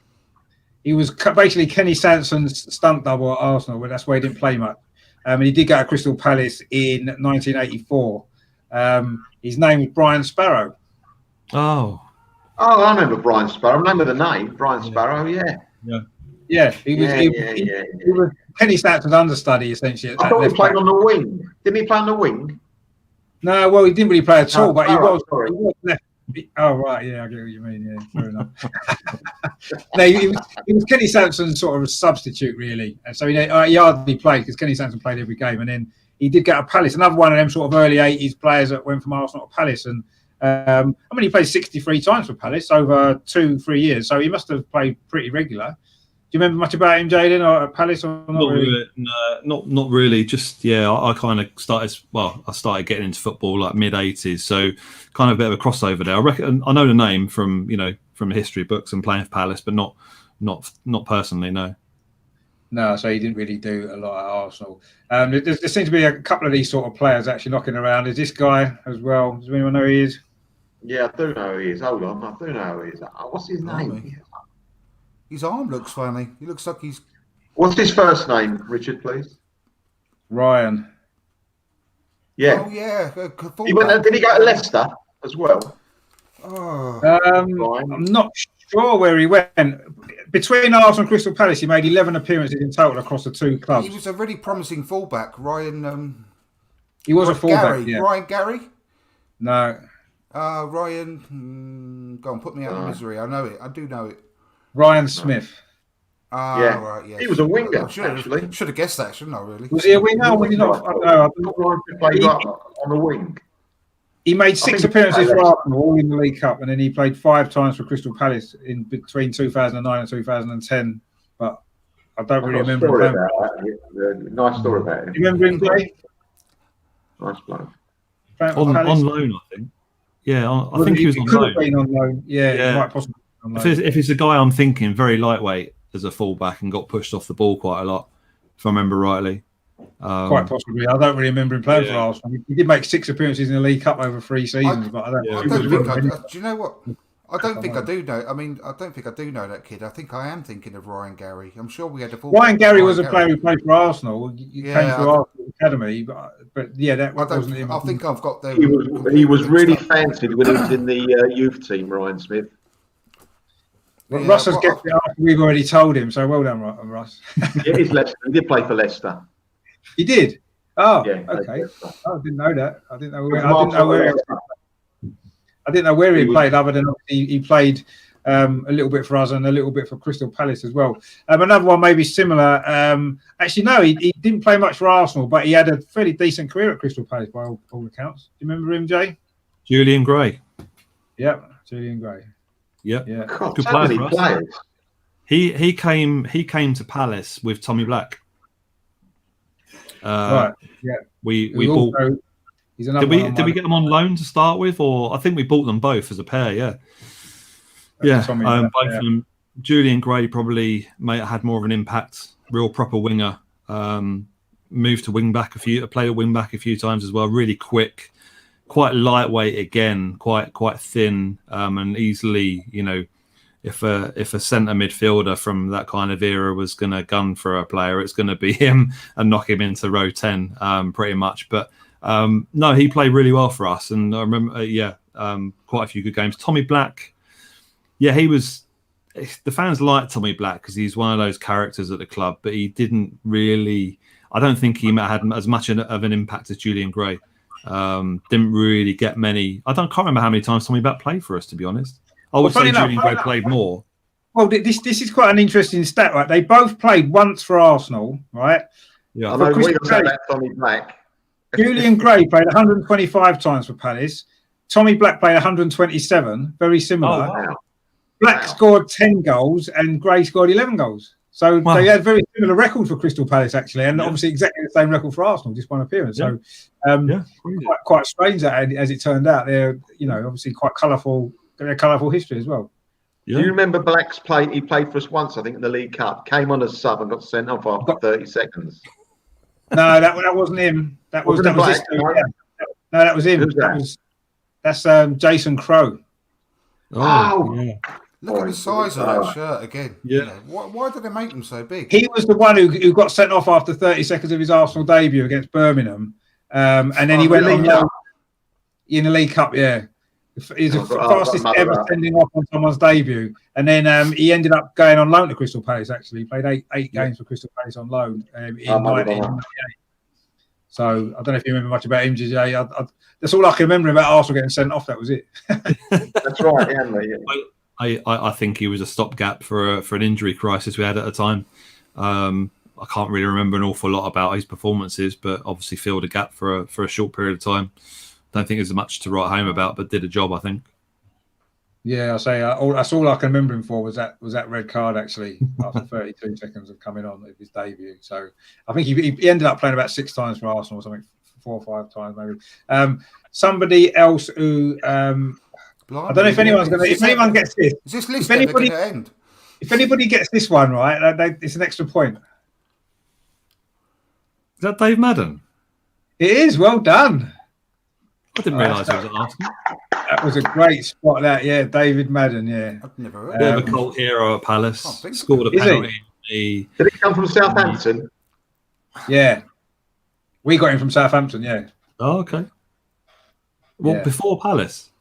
Before, well, yeah, we bought him in 1983. He played 2 times for Arsenal when we were really struggling at the time, and then I don't know where he went, and then he went to Crystal Palace in 1988. So he would have played at Palace with Ian Wright, actually, wouldn't he? Yeah, he would have done. Yeah, he scored a penalty in that Blackburn playoff final, 2-legged final. We lost the first game 3-1 away from home, first leg 3-1, and we won the home game 3-0, and he scored a penalty in that game. Solid player. I think he didn't stick around much after that. I think he was still at Palace the following season in our first season in the first division, and I think he left after that. May have left during that season. I can't remember. Yeah, no, I was surprised anybody got him. I mean, obviously he didn't make much an impact at Arsenal. I do remember us signing him at the time. Didn't know anything about him. He made a couple of appearances when we were not very good, and then didn't see him again. And I thought, okay, fair enough. And then obviously he did pop up at Palace a bit later on. And finished. I don't know if he finished his career there. We have got just a couple more quickly, just to run through. Then this guy, we actually had him on the other week because he did play for West Brom as well. That's the winger, isn't it? Oh, Jerome Thomas. Yes, Jerome Thomas. Yeah, that's the one. Yeah. I think he didn't play much for either team again, did he? I think he made about 12 appearances for Palace, about 3 for Arsenal. So again, that might have been a loan at Palace as well, was it, or was he a full-time signing? No, he was one of the 1,000 players who signed in our first season in the Premier League. We got promoted through the playoffs, and Ian Holloway was our manager, and he went out and spent loads of money in the space of a week on loads of players, because obviously winning the playoffs to the start of the season, you've got such a short gap.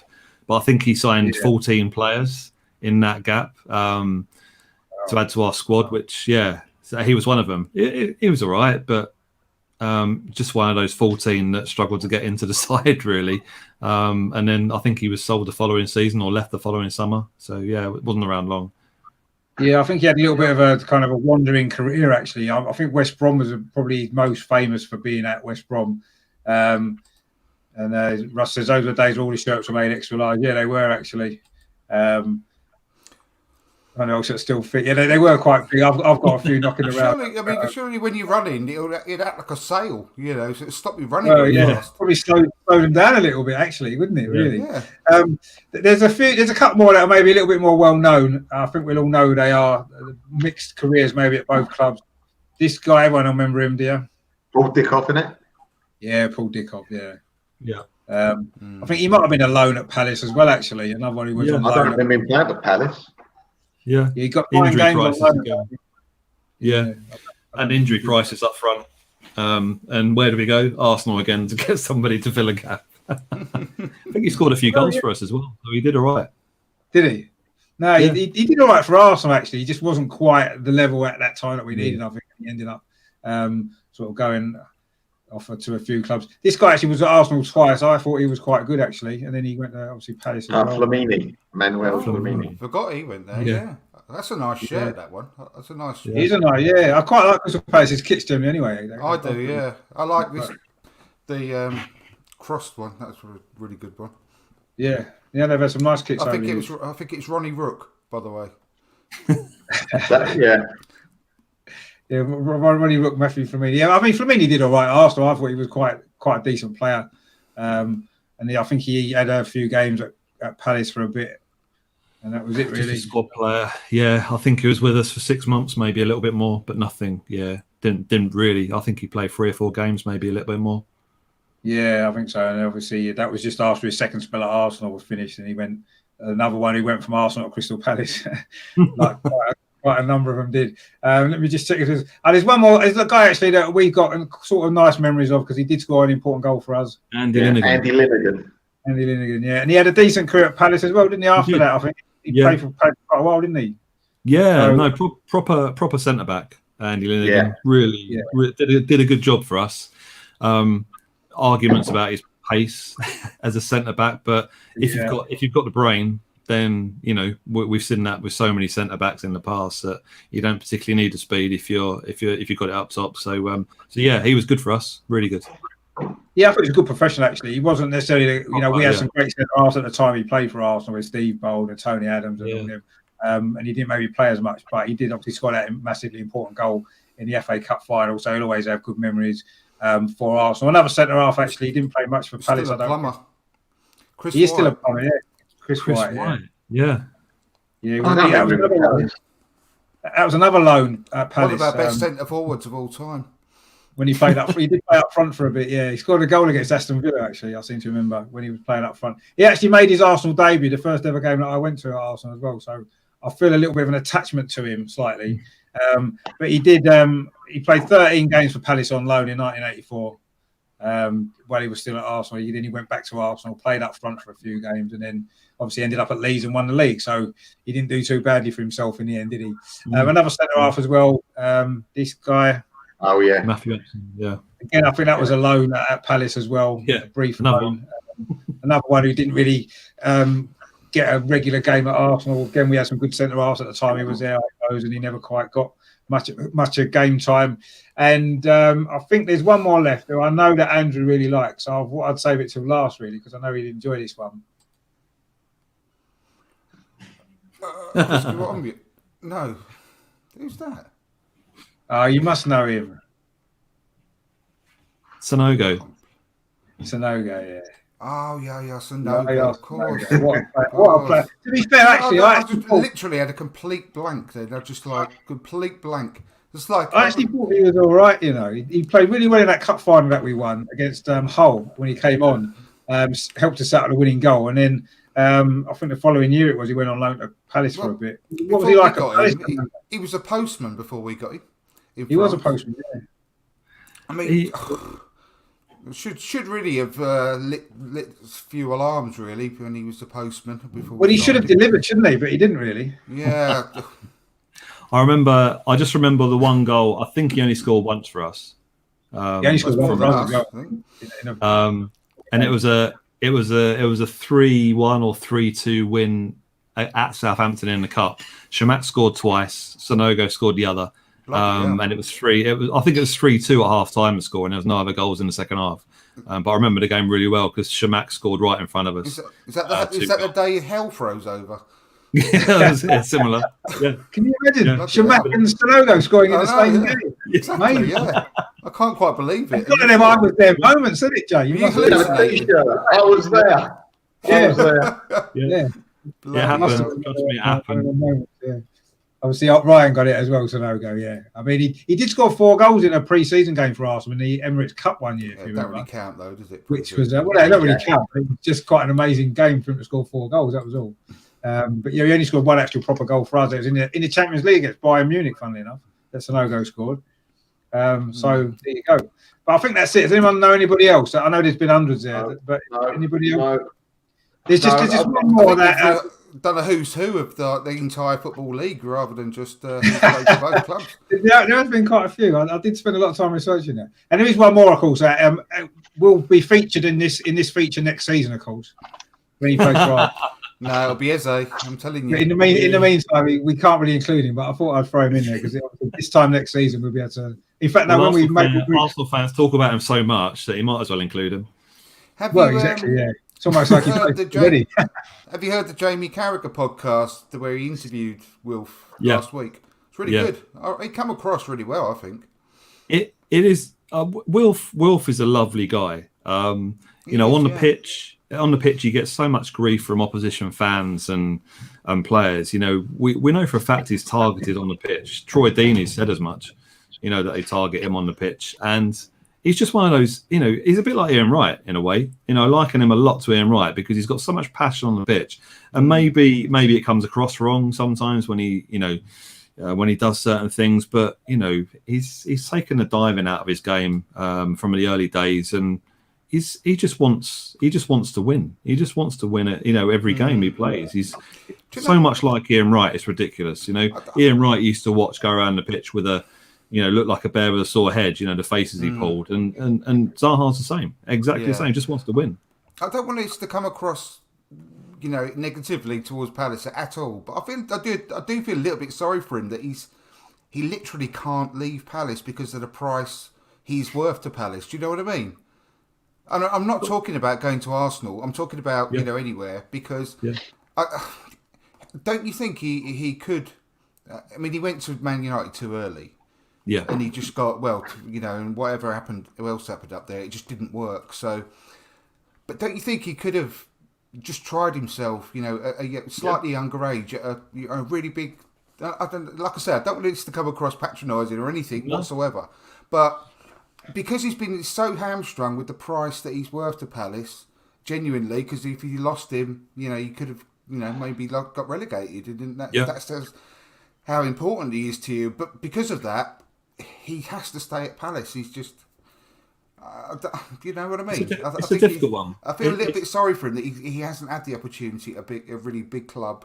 Yeah, and do you know what? I'm amazed that you went for Pep rather than Zaha. Zaha's a proven player in the Premier League. You're amazed. I'm absolutely devastated. It's simple. It's absolutely simple. It's because we would have had to pay, I think it was a bare minimum, 50 million quid up front, which we couldn't afford. Yeah, and that's the only reason why. The only reason why. But don't you think that's a bit crazy? I mean, because I agree with you. I like to assume Wilf test him. I want Wilf to stay at Palace because he is Palace. Of course, yeah. But on the flip side, I've always expected him to go at some point. But now he's got to the age of like 28. He's 28 years of age. Maybe there's an opportunity there that actually he won't move on now because he's getting to that sort of point where, is it last chance or has he gone past that point? Is somebody going to pay the money that is actually worth to Palace? This is the problem. I think he's gone past it because of his age now. Because he's got one more big contract, hasn't he, now in his career, I think. One more big contract. And either it's going to be staying at Palace or he's going to move, hopefully, to Arsenal this summer coming up. But yeah, I mean, I think he has got one more move. He's still got a chance for one move, hasn't he, now? And I think if he doesn't make it now, he will end up probably staying at Palace because he would have missed his opportunity. Yeah, which he probably won't mind. I'm sure he loves Palace. He does seem to, and he seems to love playing for Palace. But I kind of think he could. I mean, he was at Man United, wasn't he, briefly? And then, of course, all that stuff that happened there with Alex Ferguson leaving and stuff like that. And then he got discarded, basically, didn't he? Which he never got the opportunity at Man United to know whether he could make it or not. And I would love to see him at Arsenal. I've got to be honest, because he's one player in the Premier League that I really do think one player that would really improve us. My perception of him, I think, as to what kind of guy he is, I think that was completely, not that I thought he was a bad one or anything like that. God, not at all. But it was even made even better by that Jamie Carragher interview, because I do honestly think he came across really, really, really well as a really nice, genuine guy. He is. He is. I think the way that he plays on the pitch, a lot of people take that as that's how his personality is, but it's really not. You know, he's like I said before, he's so much like Ian Wright that his passion on the pitch and to drive everybody else on the pitch is just that's him on the pitch. When you see him off the pitch and you see him interviewed in so many different interviews he's had, he's just a honest guy. You hear him talking, he talks passionately about Palace, football, family, and that kind of stuff. And he's probably the greatest player to have played for Palace in that he's been at the club for so long. And you compare that to like Ian Wright, who was certainly not as at Palace as long as Zaha has been.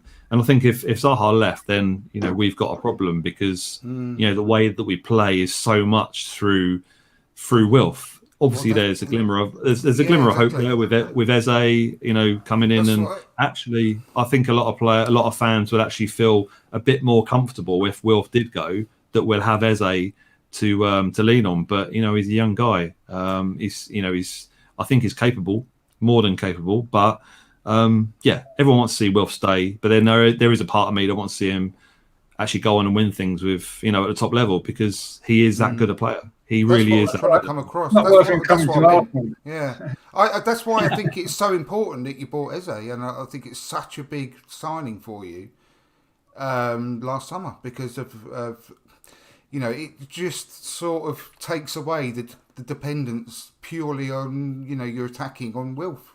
I think that's why it's massive. I think it's a really, really big. When does his current contract run out? Wilf? I think he's got another couple of years on his contract. He's certainly not one of those on the list in the summer.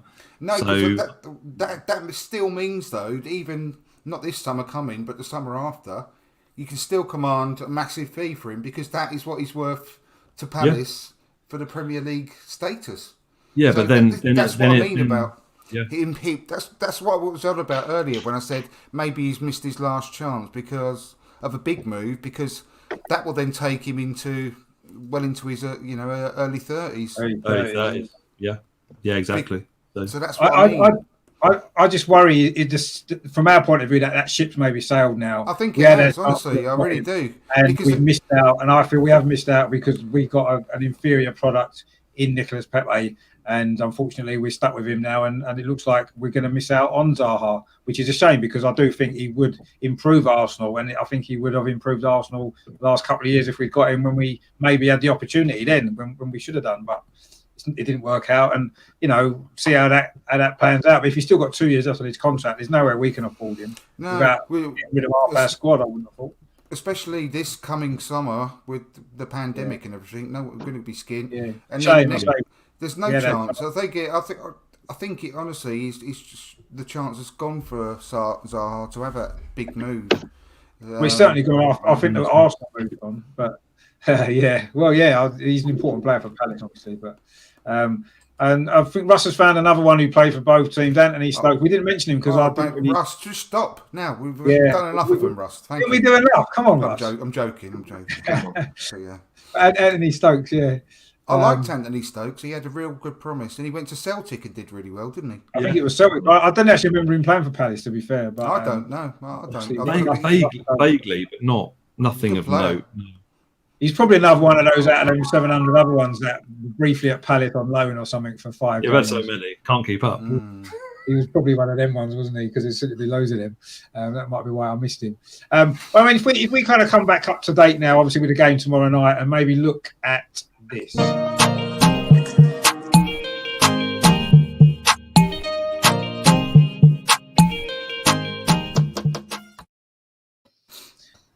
I mean, I don't know what your injury situation is, Jay. I mean, we seem to have had a few players coming back actually from injury on our side, which is quite a good news from our point of view. Have you got any sort of injury concerns ahead of the game tomorrow, or what do you think your team lineup will be? Yeah, we got a few injuries, particularly at the back. Mamadou Sakho's out for an extended period. We've also got Jeffrey Schlupp, who's played really well for us so far this season, but he's got a hamstring injury, which is going to keep him out for a few months, unfortunately. We've also got the always injured Connor Wickham, who I don't think we're ever going to see him in a Palace shirt again. Because he's played for you. I did as well. Wow. He's still in the treatment room.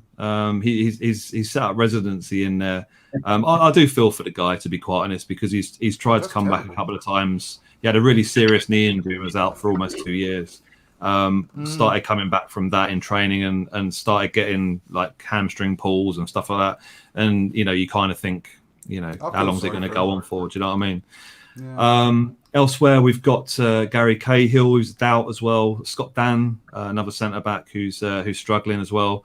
So we've got a few names there, particularly in the back line, that we've got a bit of an issue with. But the way that Kouyate has been playing at centre back this season has been a revelation for us. He plays centre back for Senegal, but with our injuries, James Tompkins is back from injury, so that he's been partnering Kouyate at the back. So I think Benteke is back. So other than that, I can't think of anybody else that we're struggling from that perspective in terms of injuries. So we should have an otherwise full complement to pick from.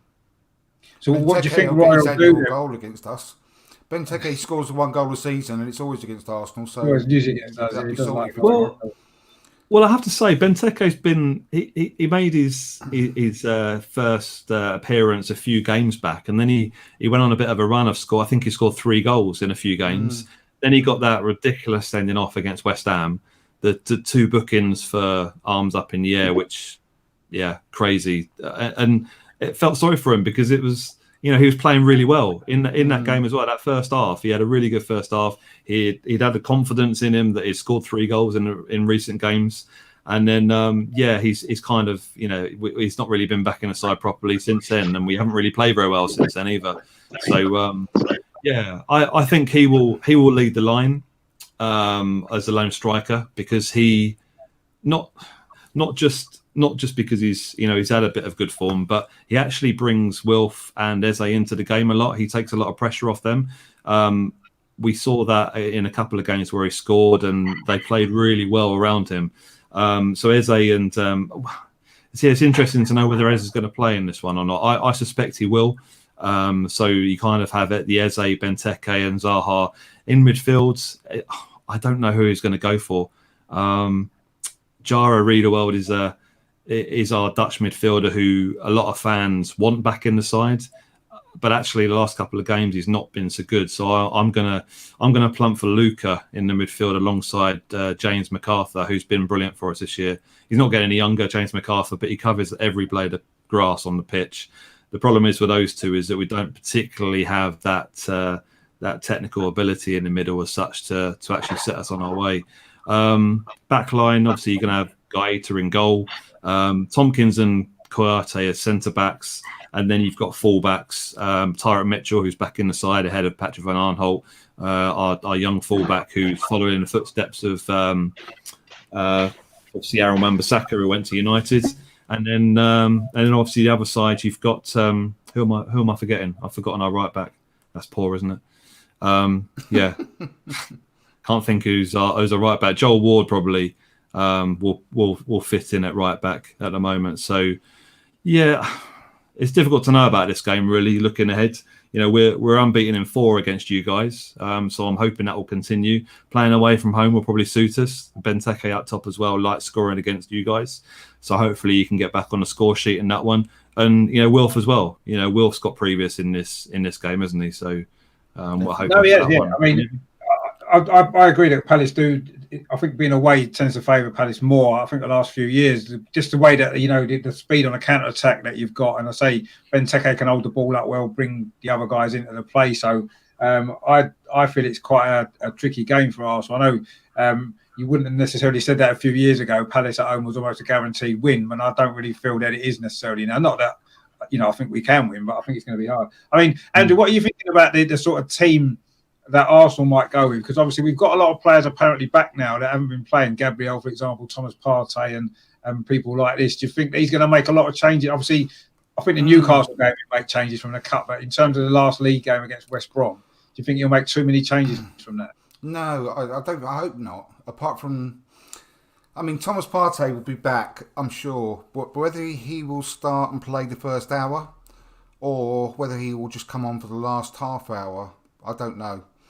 But I think definitely be one of the two. I don't think he's going to start and just play the full 90. I think we're going to be a bit more careful with him this time. The interesting thing is the centre back pairing, because I think it'll be so harsh to change it, and I don't think you should. I honestly, no matter how good Gabriel is, he's still obviously a young player, but I don't think you should mess around with a defence that's working, and we've kept 3 clean sheets on the trot. I'd be really reluctant to change it, if I'm honest. So, I mean, Kieran Tierney picks himself. If he doesn't win the Player of the Year, Player of the Season for Arsenal, I don't know who will. I mean, I think it'd be absolutely nailed on as far as I'm concerned. Between him or Saka, but I think Kieran Tierney's just been a revelation this year. Bellerin back at right back, and I will keep the centre back pairing the same. I'll probably say that Partey might start and then just come off in the 60th minute or something. And if so, it'd be interesting to see who he's partnered with. I can see him being partnered with Granit Xhaka, but I would prefer him to be partnered with Dani Ceballos, because I think it would allow Dani Ceballos to work to his strengths and push forward.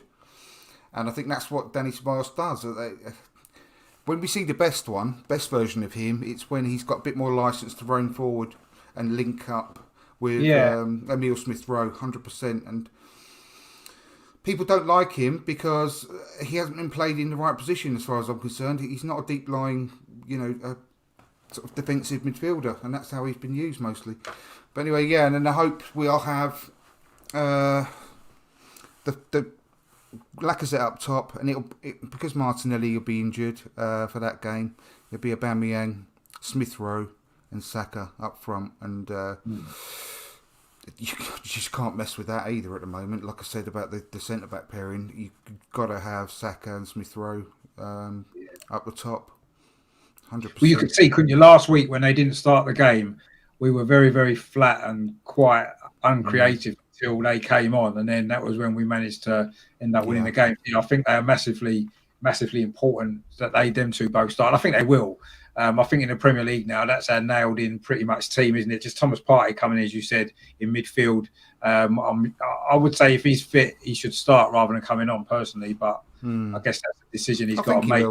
I think he will. Yeah, I think if he's fit and I think he's in the squad, I expect him to start rather than come off the bench. But we'll see.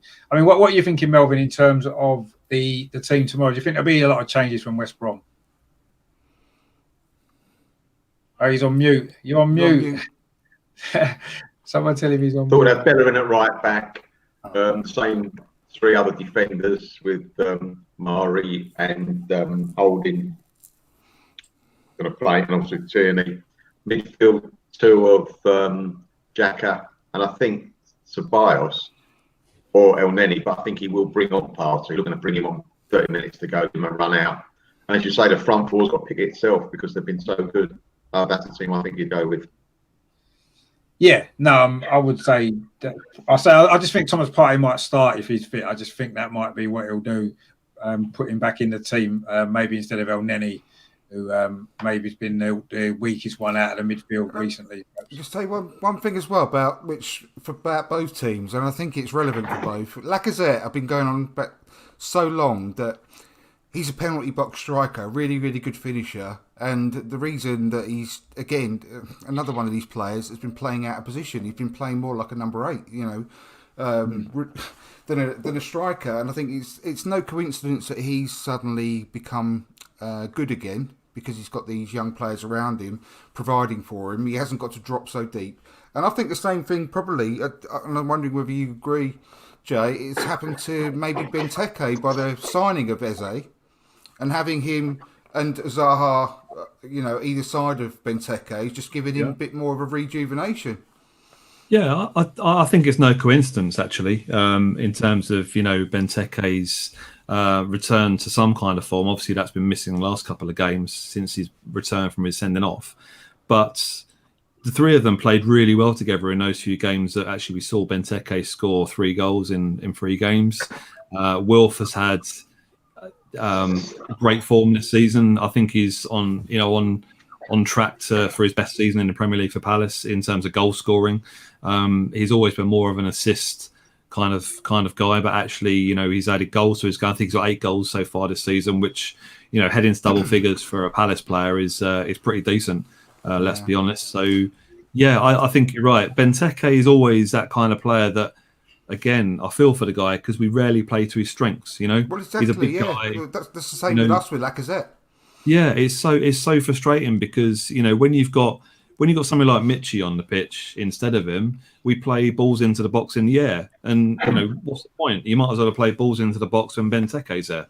That's his strength, and we found his strength when he held up the ball well and laid it off to the likes of Wilf, Schlupp, Eze when they were playing. Obviously, Schlupp's injured now, unfortunately, so we'll miss what he brings to Palace. But yeah, you're right. Is that we need to learn to play to Benteke's strengths again. But actually, we've seen signs of that with Wilf and Eze in the team as well. I honestly don't think it's any kind of coincidence that Wilf is having his best ever goal scoring season after Eze's come in as well. Yeah, because it's taken the pressure off him and it gives him more space. So. He's not as marked as he was before. No, you're totally right. He's not getting the attention that he has done in previous seasons, which has seen him score the goals.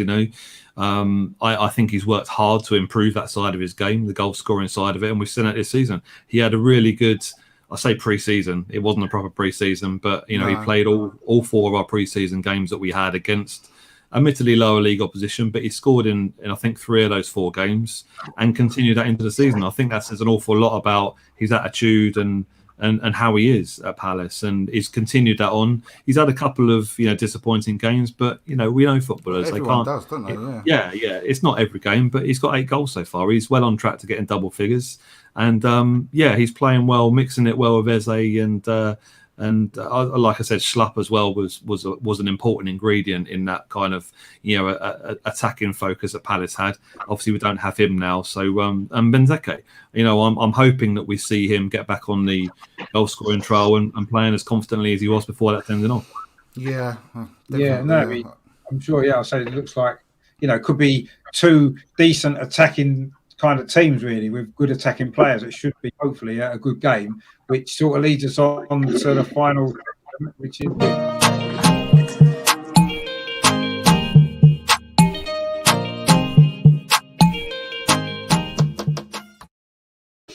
I think it might be a good game actually. There's been quite a lot of goals in Arsenal Crystal Palace games in the last couple of seasons. High scoring draws a few times, and obviously Palace did win that game 3-2. Our last win was a 4-1. So there's been goals, and I think there potentially could be goals in this as well.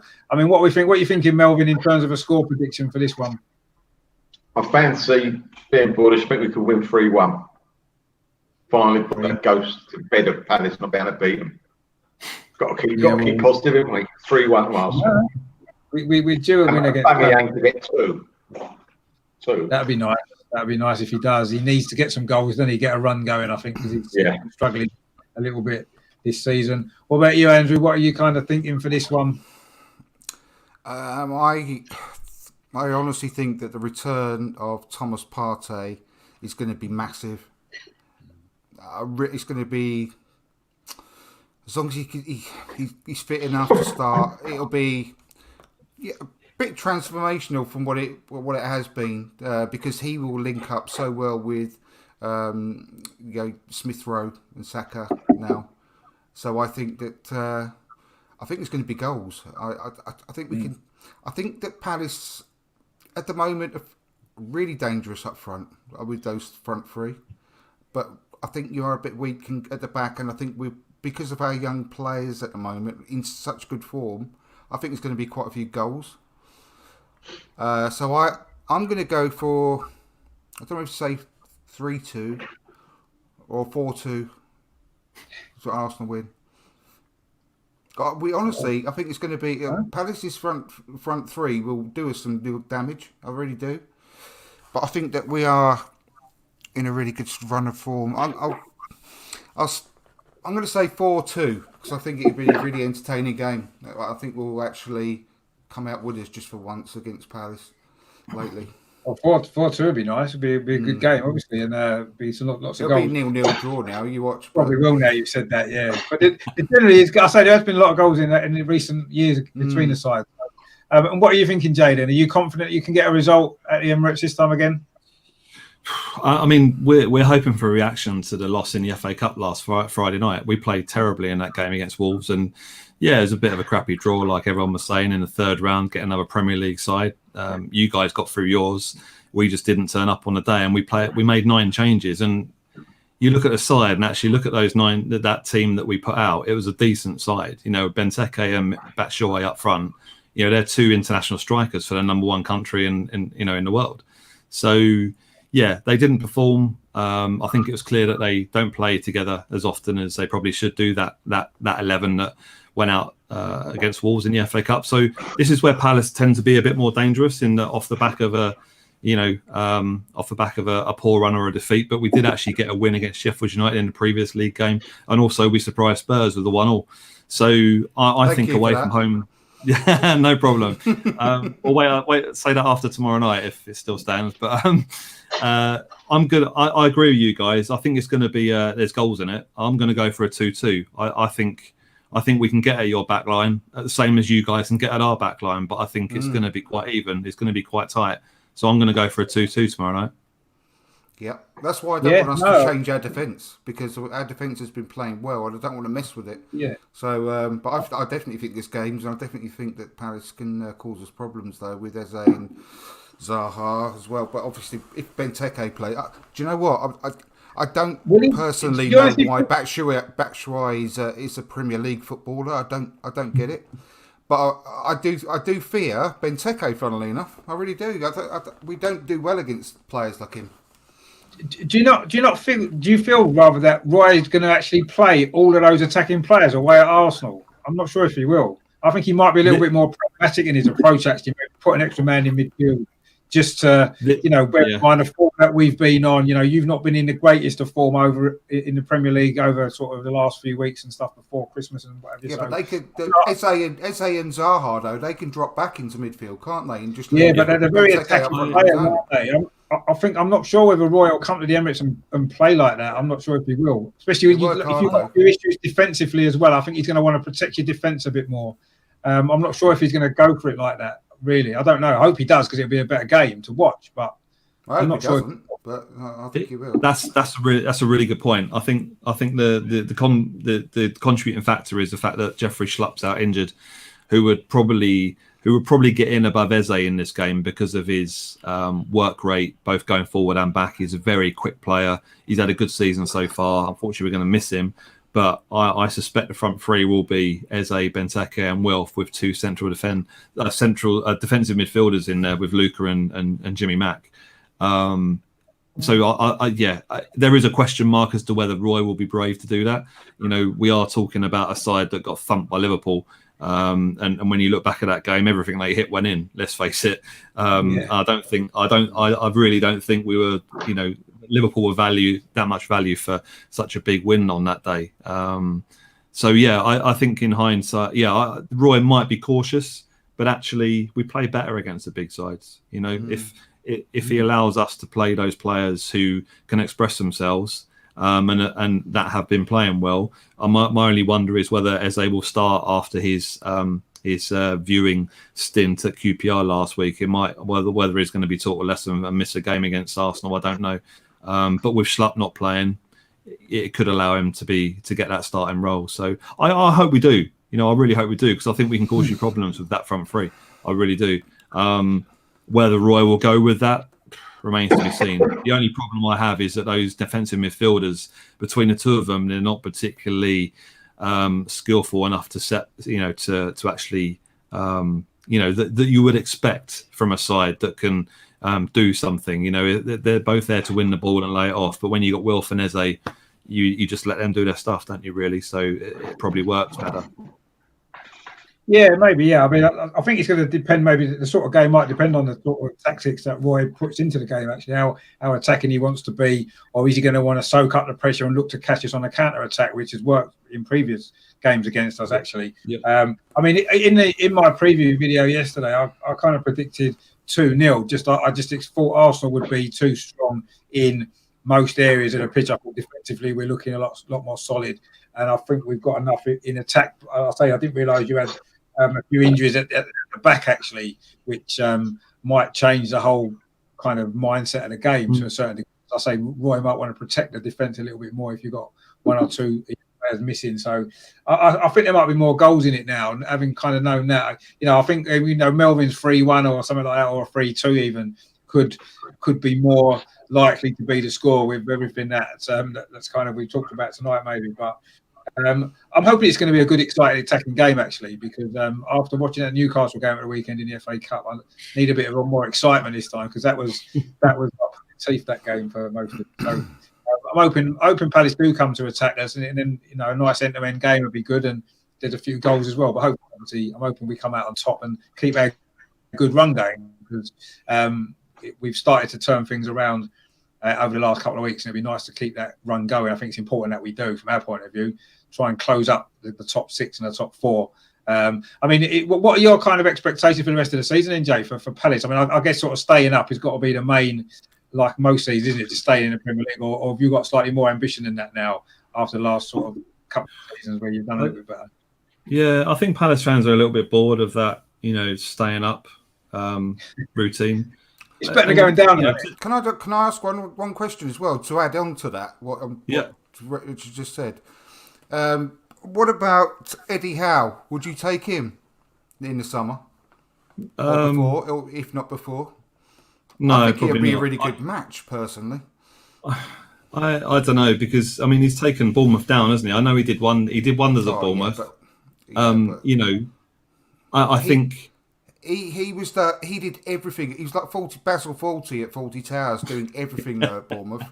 And if he came in just as a coach, I think he and just concentrated on coaching the team, I think he'd do you a really good job. I think he'll be a bit transformational down at Palace. Personally, I hope. Roy's done a fantastic job for us. I don't deny that. He's given us. He joined you. You were a mess when he joined you. Complete mess.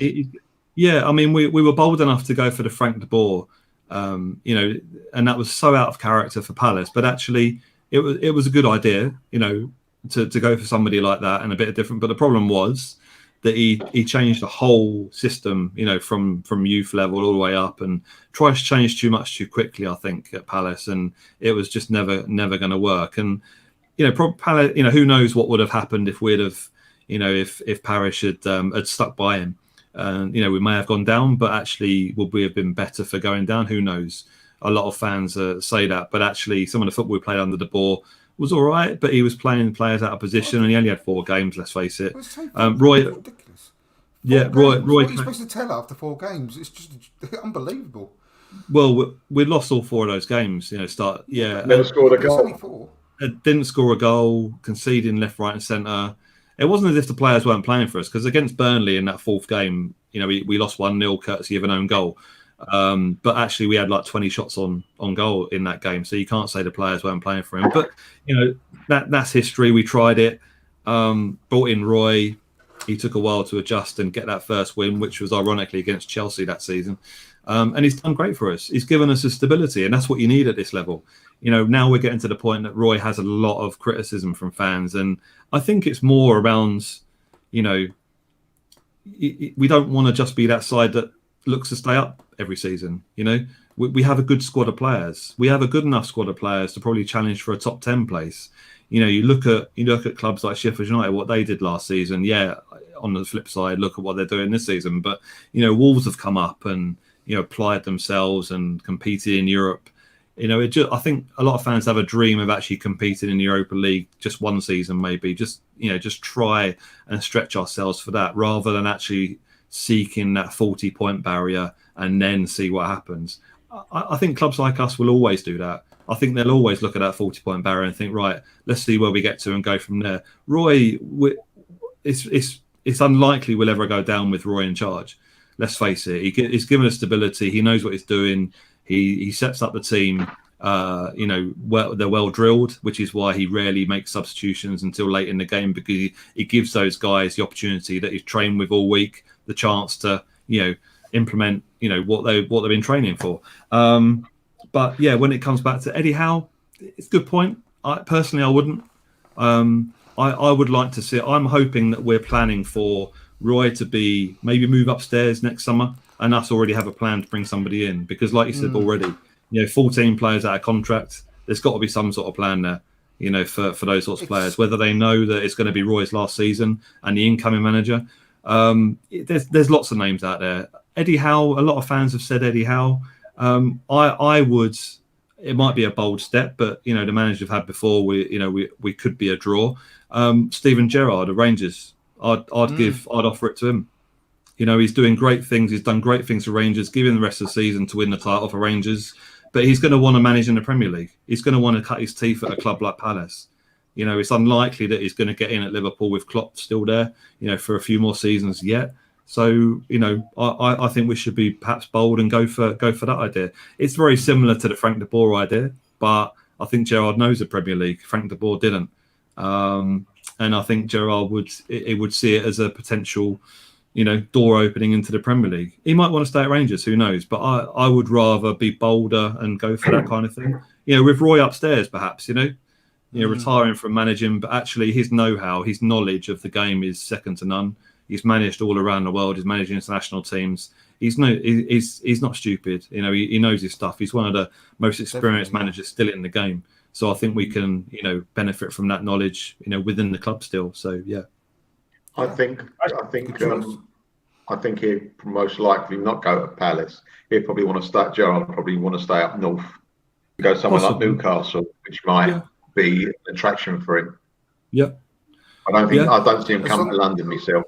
As long as you don't get Frank Lampard, you'll be fine. So.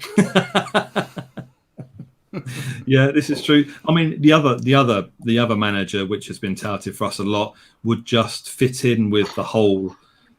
The previous managers we've had is Sean Dyche from Burnley.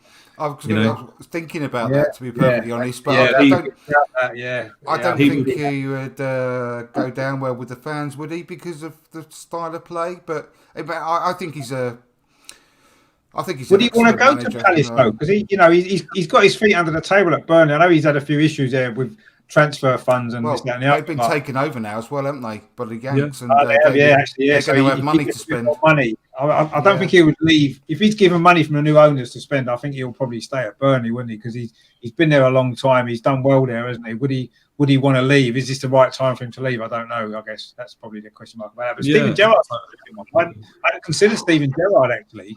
I mean, he's obviously doing a great job at Rangers, and like you probably would want to get into the Premier League, come into the Premier League at some stage. You will definitely want to manage in the Premier League. Obviously, somebody's going to want to give him a chance, aren't they, in the Premier League? So why not be the first ones to offer dangle that carrot? Yeah, no, I hadn't really thought of that before, but that's not a bad shout. That because I mean, like you said, he will probably end up going somewhere in the Premier League because, he's not going to be going to Liverpool in the next few years, is he? I mean, he might end up at Rangers until at such a time when he can go to Liverpool. But that's quite a big step up, isn't it, from Rangers to Liverpool? In terms of the standard of the football and going straight to the League and stuff like that. I don't know, but it'd be interesting to see what might happen. But like you said, I mean, I think Palace need a plan in place for next season because Roy's not got much longer left as the manager as his age and stuff like that. He's sort of reaching the end of his career. What a great career he had as well. But it'd be interesting to see what happens there, where Palace go with that. But I suppose that ultimately you've got to still be in the Premier League at the end of the season, haven't you? Exactly. So that's what it's about. And personally, looking at the teams at the moment in the bottom 5 or 6, I don't think that's going to be an issue. But I don't know. You're all right, Melvin. What? You all right? Yeah, I've got to work in. I do the things ends at 9 o'clock and work I've got to do. Oh, okay. No worries. Sorry. It's all right. No, you carry on. We're only doing the podcast. So anyway, Brownie's put it. He thinks Burnley's takeover is very dodgy, similar scale to the Glazers. They bought the club already. an 80 million mortgage. Well, yeah, I know, but sometimes you've got to do that to stabilise things as well, haven't you? I mean, the Glazers got criticism, but they actually haven't done too bad at Man United overall, have they? So, see what happens with Burnley. I mean, I think Sean Dyche is going to be worried about what he's got to spend on his squad because he's a few players. They've got the same problem this summer as Palace have with regards to players being out of contract and an ageing squad. And I mean, I think it's an ideal. I think it's quite an exciting thought, really, for Palace fans. Really, if you think about it, it could have a complete revolution in the summer if you choose right with the right manager. Yeah. The amount of players that you've got out of contract, it could just be a completely new broom, sweep it all out and start again. Really, isn't it? Yeah. Well, are people worried about Sean Dyche's type of football, though? That's what I said. Yeah. Yeah, I don't see him going to Palace. Sorry, I don't think Palace go for him. I don't either. No. Of course, all you're going to do is get a manager to keep you in the Premiership. That's what you want, fine. But you got to. Well, Burnley got in the Europa League a couple of years ago, didn't they? They finished like 6th or 7th or wherever it was. I know, but it's just crap football, isn't it? It's just it was crap football, but if you get in Europe playing crap football, sometimes clubs like Burnley and maybe Crystal Palace wouldn't mind that. Maybe if the end result is. I sometimes think you got to be careful what you wish for. For a club at our kind of level, we're trying to stay up every season. We've seen teams before come and gone. Stoke, look at Sunderland. You've just got to cut your cloth accordingly. And if you get too carried away and try and look up too high, then you could have the rug pulled under your feet, can't you? And so many teams that's happened to. Yeah. We've got a decent squad, probably our best squad of players this season. But actually, this season is a very peculiar season. Let's face it. In more ways than one. The season's condensed. There was no real pre-season at all for players, particularly for ties playing in Europe. I mean, that's obviously another factor. And we're heading into a summer or heading towards a summer, which is supposed to have the Euros as well. So the impact of the pandemic is going to be. I think fans underestimate it hugely, just in terms of what teams are able to do in a January transfer window, let alone next, in the summer. If they've got to overhaul their squad like Palace, luckily for Palace, we've got a few big earners on, heading out the door in the summer in terms of their contracts ending. So that could be a saving grace for us. But that is needed just to save the money, though, isn't it? With I think too many fans are thinking that because you're going to get all those wages off the books, you can just replace them with other players. But that's not going to be the case. It's a case of trying to cut costs and thinking that, who can we replace those big earners with? But, and look to the academy a lot more, especially now that Brexit's happened as well, and you can't bring players in so easily. I think that the academies are going to be funded more, if anything, to try and bring through your own players, and I think that's great. I really do look forward to that. I mean, I love nothing more than our academy players coming into the Arsenal first team. I think it's brilliant. So long may that continue, to be honest. Yeah. Brownie there's got a question for Jay. Have you ever been to Cardiff? He's a Cardiff fan, Brownie. Have you ever been to Cardiff to watch Palace? He said. Yes. And Ninian Park was that? Yeah. Ninian Park. Yeah, Ninian Park before the new ground, and obviously went to Cardiff for the playoff final against West Ham at the Millennium Stadium all those years ago when Neil Shipley scored the winner. So been to Cardiff a few times. Oh, well, I'm sure Brownie will be pleased, and he loves Cardiff, so he'll be happy with that. Just kind of think before we finish, I just sort of wonder who's your favourite ever Crystal Palace player? Wow. Well, we talked about Ian Wright earlier. He's probably the one for me.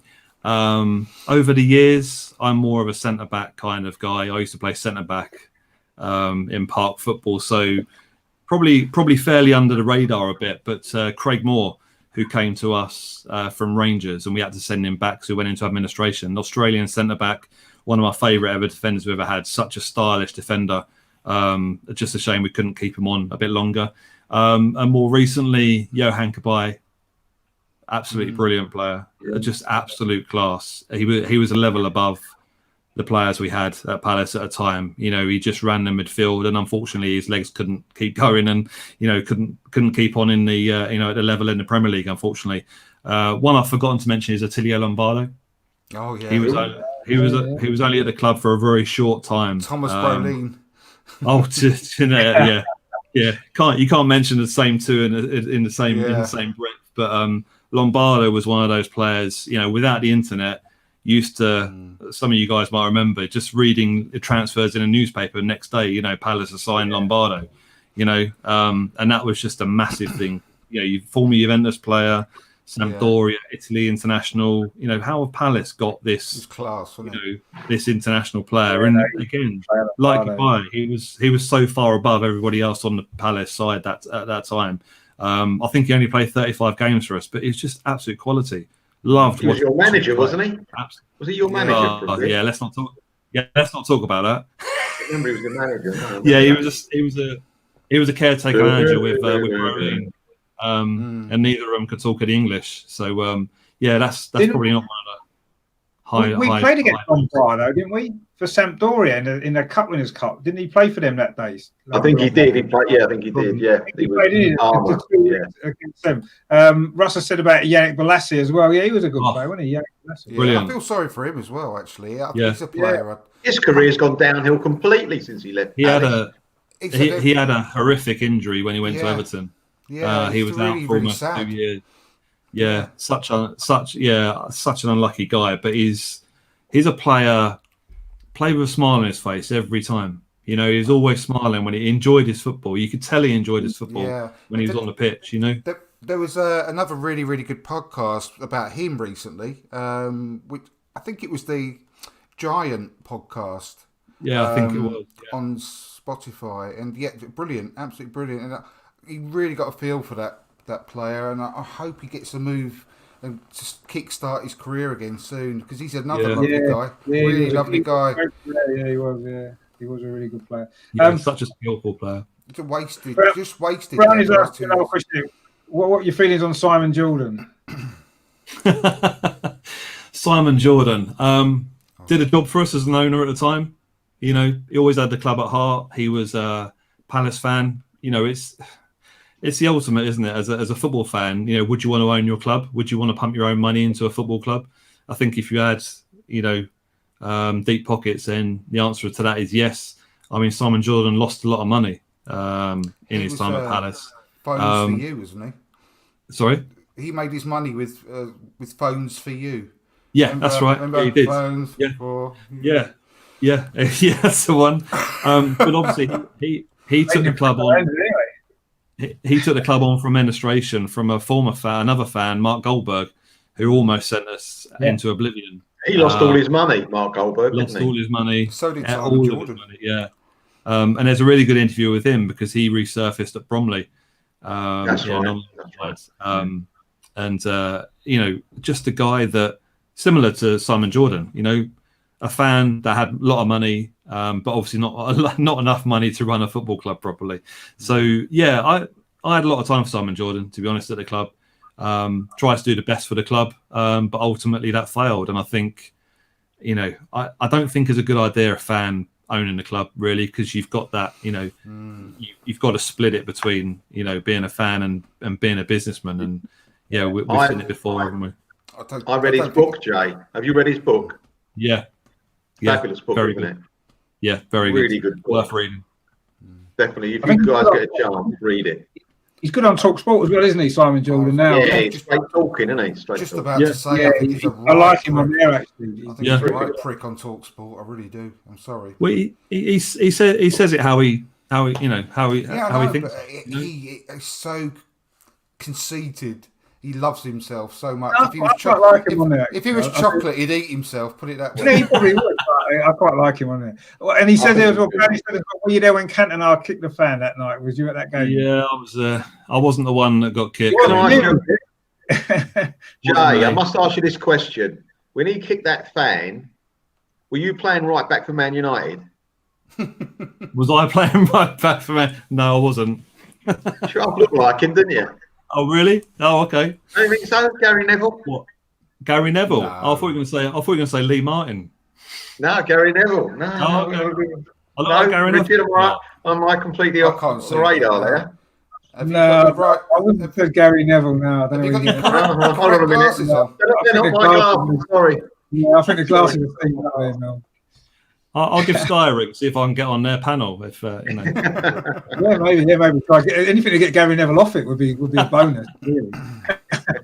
I mean, what was your favourite? What's your favourite sort of Crystal Palace match? I'm guessing it might be the FA Cup semi-final that year, was it? Or yeah, we've had so many, to be honest. You know, we as a club like Palace, you get a lot of lows, but actually it makes it more worthwhile when you get the highs. So yeah, the semi-final against Liverpool. I mean, I was in that end at Villa Park. I think I've still got the bruises to prove it. It's such a long time ago, but actually, it still seems like yesterday. Well, that was the same season you lost 9-0, wasn't it, to them? It was. Which is why it was so amazing. You yeah. beat them in the semi-final. Yeah, we went to Anfield, very inexperienced, lost 9-0. We were there singing "We Want 10" at Anfield that night. Brilliant. Excellent. And yeah, nobody gave us a hope in that. I think that's the biggest thing about that game is that nobody. I mean, you know, if the betting companies were online back then, you know, I'd hate to assume what the odds were for that game because nobody gave us a hope in hell against Liverpool at all. Nobody gave us a hope, and that was just, you know, it was just one thing from another. Every emotion you can dream of in a game of football, you know, going behind and then equalising straight after half time and going into extra time and just an amazing game. But you know, with that as well, the playoff win against Sheffield United in the 120th minute of extra time when David Hopkin hit that ball from distance, that one's right up there. The semi-final playoff second leg against Brighton, you know, one of your rivals. You know, you drew 0-0 in the first leg in the playoffs to get into the Premier League. Second game at their place, we win 2-0, and Wilf Zaha scores 2 goals, who they absolutely detest. So that's right up there as well. And obviously getting us back into the Premier League for this current stint. You know, we beat Watford 1-0 in the in the playoff final, courtesy of Kevin Phillips. There's just so many games I can go back to, but I think it's got to be the FA Cup semi-final that just edges it. It really does. And it's just so gutting to not actually go on and win the FA Cup that year. But, you know, we gave a good fist of it. No, I mean, to be honest with you, that semi-final against Liverpool and obviously the first final against Man United as well, the 3-3 draw, they were two of the greatest games in the FA Cup that I remember watching, actually. I mean, that semi-final against Liverpool was a fantastic game, and even better because, I mean, I was dying for Crystal Palace to beat Liverpool because I wanted Liverpool to lose every single game at that stage. You know, we've been fighting with them for the league and stuff like that, so it was good to see them lose. But that was an amazing game because, like you said, no one gave Crystal Palace a chance that day, nobody. And to have come from behind as well and win that game. Was it Alan Pardew? Did he score the winner? Yeah, Alan Pardew scored the winner. Header.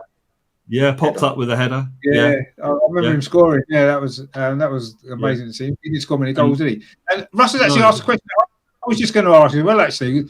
What is the rivalry between Brighton and Palace? Because it doesn't seem like a local rivalry in a geographic sense. It's the managers, isn't it? It's the managers. Yeah, Terry Venables and Alan Mullery. Thank you. Yeah. Hated. So it goes back to the 70s when they were both managers of Palace and Brighton, respectively. There was a game where it all kicked off. I think it was at Selhurst, where I can't remember the result, but Alan Mullery went into the Palace dressing room after the game and threw his change into the floor and said I can't remember the exact wording, and said something in front of the Palace players and Terry Venables, and that's pretty much kicked it off from there. Because obviously Palace Brighton were in the same divisions for a long time, you know, going all the way back, you know, the old second division. You know, when you say we're not that close to each other, well, actually, when you think about it, in like local leagues and the old third division, we quite often came up against each other.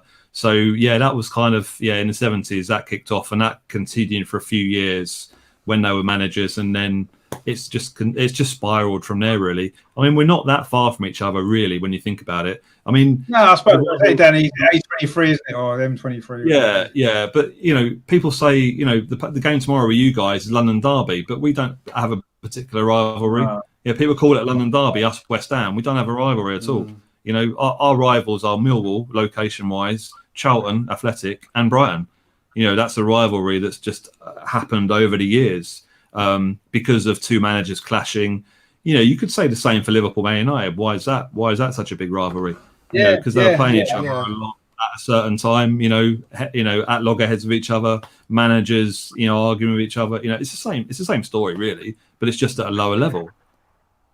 Yeah, no, I guess so. Yeah, I'd always wonder that because every time it comes on, they say it's a derby or whatever it is. I'm thinking it's not a derby. They're like It's not a 50 miles derby. apart. They are. It's a It's rivalry. I always It's wondered a what derby, what rivalry. the kind of connection was Yeah. between them, really. But I mean, I agree when you said about a London derby tomorrow. It technically is a London derby, but I've never looked on Crystal Palace in that way.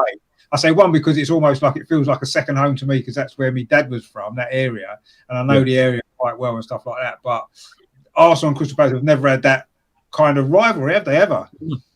No. And it's, No. it doesn't feel like a London derby. I mean, I always used to love going to Selhurst Park. One, because obviously I know the area. Also, because I think the atmosphere in the stadium has always been fantastic.